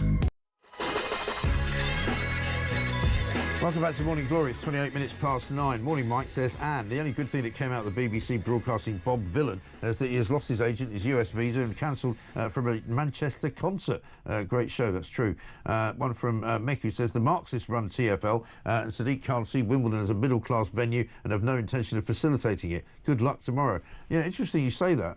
Apparently the trains to Wimbledon right now in this particular week, the first week of Wimbledon, have been absolutely ghastly, hopeless, absolute rubbish. Britain, when Starmer, says this, Sharon, when Starmer and his band of nitwits devised a smashing the gangs mantra, it is now evident that instead of the gangs being smashed, they are smashing the British people. Perhaps this was the actual plan and the gangs part was the signature gaslighting. Well, maybe so. Pretty dreadful business anyway. But right now it's competition time here at Talk. We're giving you a chance to win a pair of Oasis tickets in Manchester on July the 19th. I think they're starting their tour tonight. We'll also put you up in a hotel and give you £5 grand spending money. Here's everything you need to know and how to enter. On iArcade, you have to be over 18 to enter in the UK, excluding Northern Ireland, for the chance to win a pair of tickets to the most electrifying rock and roll reunion of the century, a hotel stay and £5 spending money. Text the word WIN to 83338 by Monday the 7th of July at 11 p.m, and you'll be entered into the draw to go supersonic this summer. Text costs £2 plus one standard network rate message. You must have the bill payer's permission, or post your name and number to Oasis Prize Draw, PO Box 3190, Colchester CO2 8GP, to arrive by 5 p.m. on the 10th of July. This is a TalkSport limited promotion run on TalkSport, Talk and Virgin Radio UK stations. Full T's and C's at talksport.com. Good luck, yeah? Sorted. Coming up, we're going to be speaking to Luke O'Reilly, senior political reporter at Labour List. Earlier on today, though, on the show, we spoke to Sarah Pochin, MP, of course, MP for Runcorn for Reform. Here's what she had to say. It doesn't matter whether you're talking about national policies or whether you're talking about his international policies. The fact is, it's an embarrassment, it's a shambles, and the British people surely, well, I know from what I'm being told by my constituents, have absolutely no confidence now in this government. Of course, from my point of view, you know, long may it last, because every single day I wake up and there's more stuff to talk about, you know, whether it's his U-turning on, as you say, the winter fuel, U-turning on grooming gangs, U-turning on the welfare bit, on the shambles that happened in Parliament this week. And I'm sure it won't be long before he's U-turning on getting rid of his Chancellor. So let's see how that goes. Yeah, well, you never know. There's an awful lot of disquiet, shall we say, going on in the land as well. This one from Linda. It says, morning, Mike. Linda from Staffordshire. The amount of illegals arriving here by boat is not the full picture. Some boats arrive at other points on the south coast, and apparently there are still large numbers arriving on the backs of lorries, which no one seems to mention anymore. Keep up the good work. Yeah, I mean, that is a real problem. And also now the opportunity which is arising for local landlords. This is a story that we uncovered here at Talk. Local landlords are being approached by many councils up and down the country, being urged to basically take them up on their offer, which is to give landlords 6 months guaranteed and 5 years guaranteed, basically occupancy of houses which can be transferred from maybe single occupancy to multiple occupancy houses, so that they can house many, many more migrants as they get moved out of the hotels. You know, according to Yvette Cooper, this will be progress, but according to an awful lot of other people, not progress at all. Neil sent me this. Mike, I had illegal migrants living either side of us over a 4-year period in a 3-bed in Coventry. Lebanese on one side, 5 to 10 people. Africans on the other, varied between 4 and 10 people, let out by rogue landlords. None of them worked. Both of them drove Mercedes. I'm out every day working. Who's the mug? When we came to sell in 2006-07, this put buyers off, and then the crash happened in 2008 and wiped out any collateral we had in the property, so we barely broke even. A painful experience and got very tiresome constantly educating them. Thankfully, I managed to get out of Coventry after that. And I think that's a story that a lot of people will find, you know, terribly worrying and terribly frightening, if that's the way it's going to be in the future. Let's talk to Luke O'Reilly, senior political reporter at Labour List. Luke, very good morning to you. Morning, Mike. How are you doing? Yeah, very well. Thanks for joining us. 12 months in government. It all started out quite well. I wrote a piece in The Sun yesterday. It all started as a great sort of celebration of newness, and, you know, a new chapter was going to be reached, and we were going to get no more cronyism, no more of your old, you know, Tory corruption, Tory uselessness, and it hasn't quite worked out too well, has it? Well, I think one of the issues is that when it began, there was a lot of optimism and people felt there was going to be real change in the country. And unfortunately, Labour made the decision to kind of talk about the fiscal black hole, to say that the country had been left in a very bad position by the Tories, and so difficult decisions that need to be made. And I think that then created an atmosphere where people thought, oh, this isn't, you know, the high spend sort of good time Labour Party that I thought I was voting for. This just sounds like austerity 2.0. Right. And that was the beginning, though, wasn't it? But I mean, they seem to have sort of gone off not only on the wrong foot, but they seem to have then continued to keep making sort of mistakes throughout the whole course of every month. I mean, I haven't actually tracked it month by month, which I suppose you could do. But, you know, it started off with all the revelations about Lord Ali and the kind of the problems that the freebie gate thing cost. And when Keir Starmer started, you know, he was talking about this will be a government of service, you know, this will be country first, party second. And within sort of days of them getting in, suddenly, you know, he was getting free suits from Lord Ali, he was getting free glasses, his wife was getting clothes, he was using a penthouse in Covent Garden, you know. I could go on about that, but then there was the free sort of Taylor Swift tickets and the free football tickets, and David Lammy's flights on private jets after they promised not to have any more private jets. I mean, the list goes on and on and on. Every time I do a list, people say, oh, you've forgotten about this bit, you've forgotten about that bit. You know what I mean? Well, I think this is the issue. When you're in opposition, it's very easy to criticise the government on these things, say that they shouldn't be spending money on, things that might seem as frivolities. But in reality, when you're in power, it is important that you do have a nice suit. It is important that the foreign secretary does travel on like a good flight and a good plane. I just think this is one of those things where you do hang yourself in opposition by criticising the government for it, because inevitably when you get into well, that's the problem. I mean, I think it's the hypocrisy that people dislike. I mean, I don't think anybody cares about spending money on suits, and people, I'm sure, understand that you have to get from A to B, you might have to take a private jet. But as you say, it's only because of the fact that they completely and utterly, ripped it out of the Tories for doing so. I mean, there's a very famous clip, we've been doing them all year, really, famous clip of Rachel Reeves at party conference before they got in, saying, why does Rishi Sunak fly around in private jets all the time? What's he frightened of? Meeting a voter. Well, I think you'd have to say Rachel Reeves is probably frightened of meeting a voter these days, isn't she? Well, I think it's been a very difficult year for Rachel Reeves. I do think that when she broke into tears in PMQs, or certainly it looked like she was crying in PMQs. I don't think there's any doubt about that. Yeah, but I think people should bear in mind, be kind. There's a lot of talk about being more kind to people. And for someone like Rachel Reeves, obviously, okay, she's in a position of power. She has big responsibilities. And a lot of people look at her and go, you've made cuts that have left me in tears. So now you know how I feel. And they don't really feel like being kind to her, actually, to be honest. Yeah, but I do think you do have to extend some degree of kindness to people in power, because they are ultimately making huge decisions and there's a big weight on them. Yeah. I think did you exhibit any kindness to Liz Truss when she was going on her way out? Yeah, I think you have to have some sympathy. Did you? No, did you? Personally, yeah, of course. Did you? You didn't join in the left, complete haranguing of her and making fun of her and making out that she was a lettuce? No, you I must have done. Come on. I think if you searched my Twitter, you'd find I didn't. Well, I know that Twitter isn't real life, though, either. I'm sure that you would have made fun of her. I mean, that's what happens in politics. You make fun of people. I don't think anybody's going to buy we should be kind to Rachel Reeves. Also, apparently, she's fine now. She turned out yesterday and she was happy as Larry. So apparently nothing's wrong.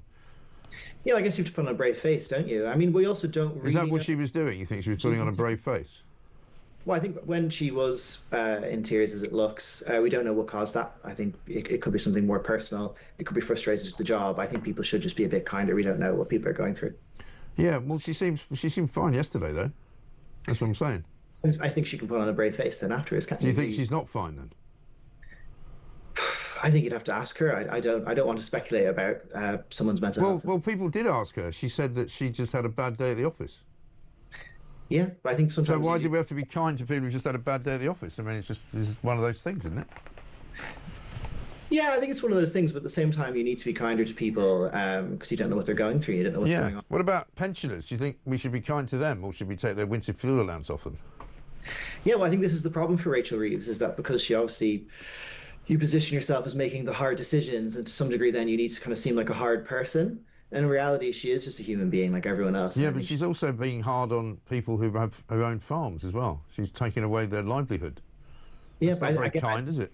I think that's the issue when Labour came into government and immediately positioned itself as we're going to make these hard decisions. And then they think that gives them a veneer of this is tough talking, this is Labour that isn't, weak. And instead, actually, people think you're cruel. And people look at you and go, well, I don't have sympathy for you, and you deserve to... And I think that they're perfectly entitled to do that. Let me show you a little clip here. We've done a show which is going out tonight at 9 o'clock called 1 Year of Chaos. Have a look. Smashing the gangs means absolutely diddly. You will have helped to smash the gangs, take those gangs down. Smashing the gangs. No shortcut. Smash the criminal gangs. No gimmicks. Have to smash those gangs. Just the hard graft of sleeves rolled up. Smash the gangs. Practical government. I think smashing the gangs is a deterrent. We will smash the gangs that undermine our security. Smash the gangs. Smash the people smuggling gangs. Oh, dear. He couldn't even smash an avocado for a piece of toast, could he, that fool? When he says, I think smashing the gangs is a deterrent, well, it might be if you smashed any, if you found any. Well, one of those was actually when I interviewed Keir Starmer before he became Prime Minister, and he said that smashing the gangs was a deterrent. It wasn't a deterrent then. It's not a deterrent now. There is no deterrent. Rwanda, imperfect, was a deterrent. And he hasn't smashed anything. I mean, he's literally, all he does is he smashes records every sort of couple of weeks, where more and more people come in a period of 24 hours. And that's another problem, isn't it? There's a lot of sloganeering that has come out of this government in the past year, and, you know, smashing the gang's probably the worst of all. A bit like "Stop the Boats" from Rishi Sunak. You know, you make these slogans, and they all sound good when you're sitting in a sort of, you know, a cosy office when you're thinking this is what the focus group would like to hear, but they haven't smashed anything. No, I think it is an incredibly difficult problem to solve, the issue of migration and small boats coming to this country. I mean, it is essentially, if you look at what happened to the Conservative Party, you could point to it as being one of the big issues that cost them votes at the last election, that they constantly said that they needed to do this. I think, again, the issue for Labour is that if you make something a policy, if you tell people you're going to do it, then you're going to have to deal with the repercussions if the targets aren't reached. Right. There's a different world where Labour could have taken a more pro-migrant line, really boosted the idea that these people are coming here and they're benefiting the country and we need to help them. And it would be a lot easier for them because then they wouldn't have to deal with... that's patently not true, though, Luke. You know, people can see that it's not helping anybody. You know, people are coming to this country, and as we now know, there's Home Office figures which prove an awful lot of the people that are coming into this country illegally are then committing crimes while they're here. And so the problem is that is not a sustainable argument. And even Labour have seen that they can't make that argument, so instead they've gone the other way. But they should never have said we're going to smash the gangs, because they haven't done it. Yeah, I agree with you. I think it would have been much more. It would have been easier for Labour if they'd made a compassionate case for migration. If they had said, well, no, but you can't make that case. You can't, because this country will not any longer wear it. I mean, immigration, which for years and years and years we were told is not a big deal to anyone, is now the #1 issue in everybody's mind in this country. And it was even when people denied that it was true, because immigration is causing all the problems. Well, I think most people in this country don't mind if they think someone's coming here and they're going to contribute and they're going to work and they're going to integrate. Yeah, but that's not what's happening. Yeah, but I think the solution then is to try and improve those conditions, to try and make it easier for people to integrate, to make it easier for them to get work here, to make it easier... Well, surely, no, it's not. I mean, that's not the issue. The issue is to make it easier for people who are already here to actually have a decent life. And, you know, to not have to turn around every 5 minutes and find out there's another 5,000 people have come over illegally who are going to end up driving around on mopeds, working illegally, not paying tax, you know, and all of those things that we now know they're doing. Yeah, well, I suppose you could actually make it easier for them to work and then they wouldn't need to work illegally. Like, there are other ways of doing it. You don't have to do it this way. Yeah, well, I don't know. I think you're living in a completely different place than I am, Luke. I have to say, Luke O'Reilly, senior political reporter at Labour List. Let's get a caller. Steve's in Cambridge. He wants to talk about this. I think he's just seen a bunch of migrants jumping out the back of a lorry. Steve. Good morning, Mike. Morning. That's absolutely right. I'm a long-distance lorry driver, pulled in from a break, and the lorry next to me, guys jumped out the back of the lorry. The guy at the services rang the police, and they took so long to get there, they just disappeared. These people just disappeared into thin air. How many people would you say you saw jumping out of it? 3 or 4. Uh-huh. But the thing, Mike, is that'll be on a camera, and it'll be the lorry driver that will get the fine. I think it's about £10,000 per person. Right. And the company will get a fine. Yeah. But the people that are actually smuggling them will get nothing. No. Well, this is a question that people have put to me before. How is it that lorry drivers get a fine for inadvertently getting people into the country when the people actually who arrive on the shores of Dover and the south coast actually get helped in by the RNLI? It's just absolutely ridiculous. It's absolutely staggering. Is this something you see every so often, or what? Quite a lot at the distribution centres I go to. They open the back of a lorry up, and there'll be like people jumping out the back of them. Right. It's more common than we're led, than it is discussed, shall we say. Right. I think a lot of it's hidden by the government, so that that's interesting. We don't get to know the true extent. Yeah. Wow. So, I mean, that could be another couple of thousand people a month coming in that way. It could be, couldn't it? Yeah. And if you think I live in a small village of about 2,000 people, well, that's my, over a period of time, that's my entire village wiped out, isn't it? Exactly. So, I know. Absolutely extraordinary. Okay, well, great show, Mike. Steve, good to talk to you. Thanks for calling. Steve there in Cambridge, calling in, long-distance lorry driver, pulls into a service stop, sees a bunch of illegal migrants jumping out the back of a lorry. Call the police don't show up. They've disappeared. Where are they? Who are they? Where did they come from? Nobody knows. And I bet you this is going on every single day of every single week of this year. And that, I'm afraid, is a problem. Not just for Keir Starmer, but for everybody. Because look at that number, 43,842. Now, just add a couple of thousand to that, because you can imagine that certainly over the course of this year alone, 2,000 or 3,000 people would have come in the backs of lorries. That takes you up to 45,000. It could be even more than that. And as we've said before, there are plenty of people who come to this country on small boats illegally who don't go anywhere near the RNLI or Border Force. They just land their boat on a beach somewhere like Dungeness and they wander into the town. Everybody knows what's going on. It drives me mad when you hear lefties like that last bloke saying, oh, well, we should talk about how good migration is for the country. Well, it isn't, is it? Plainly. Is it time for another go? Well, a bit of breaking news, by the way. At least 20 people have been injured after an explosion triggered a massive fire at a petrol station in Rome. We'll bring you any other details as we have them. But we don't know quite what's happened there, but it's obviously quite a bad thing. At least 20 people injured after an explosion at a petrol station in Rome. It's Friday, so before we go to the break and wait to speak to Jamie Jenkins, our favourite statistician, here's another gaffe. This time it's from me. Now we've got a Labour government where you think to yourself, well, if Wes Streeting was in that crowd, would he have been chanting death, death to the IVF? Yeah. Or the IDF even. Yes. Yeah. The IVF something else, obviously. That was the abortion bill a couple of weeks back. Death to the IDF, yeah, very good. Coming up, as I say, Jamie Jenkins is going to join us. He's going to give us in statistics exactly what this government has done for the past 12 months, and it ain't going to be pretty. This is Talk.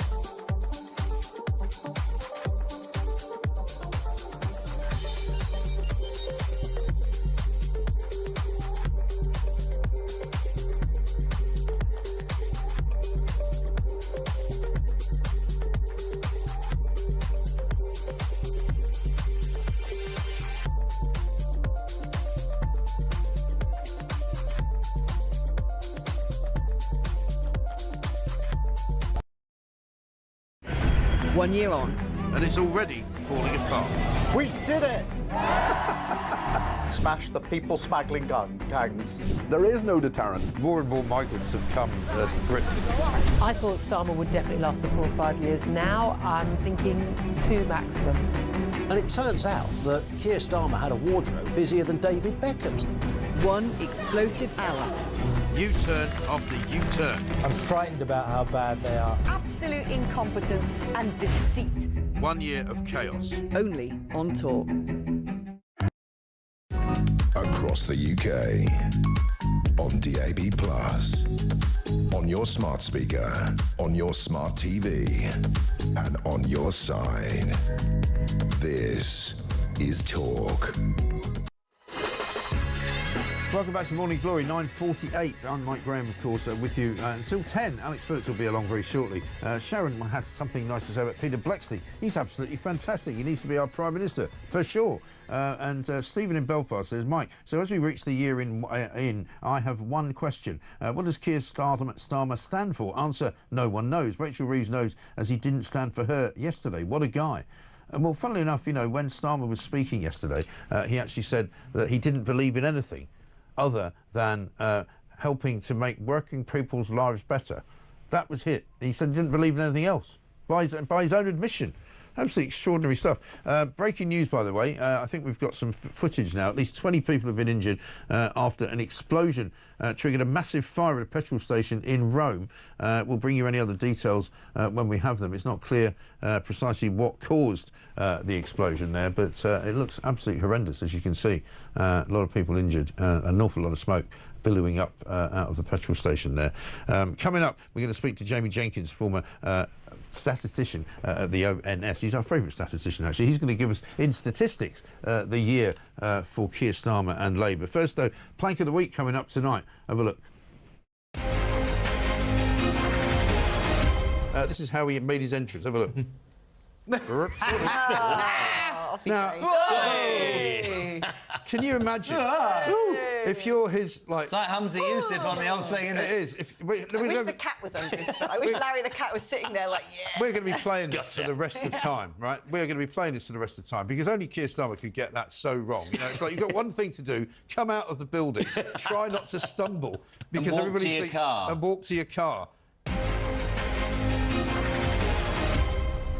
And yet, he couldn't quite make it. Let's talk to Jamie Jenkins, who is a former ONS statistician, of course, our man in Welsh Wales. Jamie, very good morning to you. Good morning, Mike. I think you've got a winner for Plank of the Year there as well. It's very difficult to give it to not give it to him every single week. You know, I can't reveal too much, but he doesn't actually win it this week, bizarrely, because there was somebody even bigger of a plank than that. But you put together some stats for the year, 12 months of hell, as we call it, 12 months of chaos. 1 year of chaos is the show we're doing tonight. But what have you got for us? Yeah, so let's look at what's going on. Let's have a bit of a reality check. So I think if the government comes in and steadies the ship, things aren't, you know, they promise to improve the economy, smash the gangs, and you know, improve people's lives. So if we just take three figures, Mike, we talk about the debt, I suppose, is a good one to start with, and people don't generally get involved with looking at the debt figures, but we talk all this talk in reforming the welfare bill this year to try and save £5 billion. There's all this talk about inheritance tax, you know, cutting the winter fuel allowance to generate some money. But when the government came in, we had the OBR forecast, Mike, for the borrowing forecast for last year. They were forecast between August and March. So let's give them a month to come in, the Labour government. Yeah. They could have had an emergency budget. So from August to March, the OBR were forecasting that the government would borrow £40 billion. And then we got the ONS figures. It was £95 billion, Mike. So it's £55 billion more. So more than double. More than double, Mike. It's massive, this number. And if you want to put that into some kind of context, because people talk about, well, you know, what do big numbers mean? So the farming tax that's very unpopular with the government, the estimate that might generate about a £500 million a year by 2029 if they get that farming tax in. Right. So it would take 110 years of farming tax every year to pay for what the government have borrowed more than what was forecast in 8 months. You know, that's a stark reality of the mess of the government. This is the thing that surprised me the most about the measures which were so unpopular, like the winter fuel allowance for the pensioners. It was only going to give them about $1 billion and a bit. And by the time they'd actually shorn off some of the extra help that they had to give pensioners, it was less than £1 billion, you know. Similarly, the VAT on private schools ended up costing them more money. Yeah, so tactically, all the policies that are unpopular, which has really tanked Keir Starmer's approval rating, which wasn't really great, because if you take back in before the election, Mike, there wasn't a massive endorsement for a Labour government. It was more a voting out of the Conservative government. Yeah. But all the policies that have been unpopular generally are not hitting the sides when you look at those borrowing figures. So that's the big thing. Borrowing's massively up under Labour. Then we take the employment market. So we're looking at payroll jobs here now, Mike. So we have seen an increase in self-employment jobs, but that could just be people doing Deliveroo, and we've seen those stories about, you know, asylum seekers and things. But take payroll employees, so people who are actually paying tax, got jobs, putting money into the exchequer. Compare June, the month before the election, to what we recently got now, 277,000 for Mike. In May, the most recent numbers we've seen the biggest fall since before the lockdown. We had 110,000 fall. That's post Rachel Reeves' job tax. And then the final figure, I think, is quite stark, Mike, is smash the gangs. Yeah. So we've seen over 20,000 people now coming across on small boats. And we've had another 618 in the past 2 days. So now the figure is 52% higher than what it was last year. But this is the highest on record. So we've never had, from January the 1st to the figure today, we've never had figures so much. So rather than come into the government and steady the ship, they've actually made things significantly worse. Right. And that is the problem, isn't it? I mean, 48% up record small boat crossings. We're looking at, I mean, I think it's not far off 45,000 in the year since they got into power. We just heard Steve from Cambridge ringing us in there. I don't know if you heard a lorry driver saying he's just seen 3 or 4 illegal aliens jumping out the back of a lorry. There's a lot of that going on that we don't even know about. So who knows how many of these people have come in to the country by lorry, which just haven't been spotted, have just disappeared into the countryside. And there's bound to be those on small boats, Mike, because obviously the numbers that are reported are asylum seekers who are coming forward and then being put into the system to get all of this free accommodation, which is costing around $5 billion a year. But if you're a criminal gang, you know, you don't really want them in that system. You just want to get them into the country. So God knows how many are actually coming over onto the beaches and just going into the country without any processing at all, Mike. Yeah, so no, I'm sure there's loads of that. Probably higher. Well, because there's huge portions of the southeast coast, because I know it very well because I'm down there every weekend pretty much, where you could literally just land a boat. You know, because it's that flat. You don't, you know, there's no problem. There's no cliffs. There's just beaches. You know, hundreds of miles of beaches that there's nobody on half the time. And it's no surprise why Reform are doing really well in the polls, because this issue, whilst it's only about a third of the asylum seekers overall are the ones coming on small boats, we've talked recently, Mike, about, you know, a lot of people from Pakistan who come over on a visa, then that runs out and then they start claiming asylum. Why can't they go back to Pakistan? But this is front and centre. It's all over the news. We were talking about this many, many years ago, Mike, when the likes of BBC and ITV thought, we can't be touching that story, you know. So this is just a story that's getting bigger and bigger. And well done to you, Mike. You know, you've been covering it since day one, I think. Yeah, well, I have. And I mean, if you listen to people like Luke O'Reilly from Labour List, where he says, you know, maybe the government should have tried a different tack, like trying to convince everybody that, you know, it's nice to have migrants coming into the country. And I was like, sorry, have you living in some kind of different planet, you know, because we were always told immigration is not the #1 thing. Well, it's always been the #1 thing to the people that I speak to. And now, of course, it's a massive thing. But listen, Jamie, great to see you. Thanks very much indeed. 277,000, there's another statistic for you. That's the drop in payroll employees. Coming up tonight at 9 o'clock, after Plank of the Week at 7, you have the pleasure of our company once again, if you so choose, including Alex Phillips, who just walked in. Very good morning to you. This is, of course, the chaos that we've seen for the last 12 months. 1 year of chaos. Check it out. 1 year on. And it's already falling apart. We did it! Smash the people smuggling gangs. There is no deterrent. More and more migrants have come to Britain. I thought Starmer would definitely last the 4 or 5 years. Now I'm thinking 2 maximum. And it turns out that Keir Starmer had a wardrobe busier than David Beckham's. 1 explosive hour. U-turn after U-turn. I'm frightened about how bad they are. Absolute incompetence and deceit.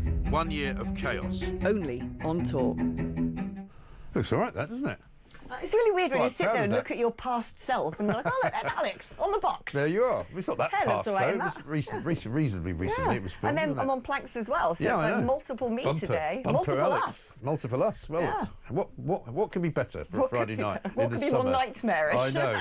Absolutely right. But there's plenty to go on today. A year of chaos, a year of madness, a year of absolute bonkers. I was asking Ted, actually, the producer, whether Labour are up to anything today, because yesterday we had the kind of love-in, you know, with the weird hugs and the kind of the broad smiles, and Rachel Reeves. Don't you do that? Like mistaking me with Lady Lego Head. Rachel Reeves suddenly, you know, looking all happy again. I mean, to me, what they've done is what all political parties do, is their backs against the ropes, everyone's talking trash. Let's do the sort of like multi-scattergun approach to releasing policies. Yeah. So you've got Ed Miliband and his sort of huge wind farm revolution, which is going to bankrupt the country and turn the lights off. Yeah, Hurrah. great. You've got the app. The NHS app with web Doctor in your streaming. pocket. You've got some sort of facial recognition technology in New Zealand and Yvette Cooper with community policing. It's like every single department's like, policies! Quick, let's throw some policies And none of it out. will happen, of course. None of it will work. Well, yeah, I mean, I hope the NHS app works. I quite like the sound of that. I don't want a doctor in my pocket. You know, I do. there'll I be- just want a doctor. No, you Any might, doctor. Yeah, well, you might need a doctor by the Yeah, time you've had probably do. another year of this lot, you know. But the fact is that all the doctor will say is you'll go like that. Hello, what do you want? Can I have some more money, please? You know, I'm going to go on strike. That's all you're going to hear from the doctor in your pocket. As someone who sort of has chronic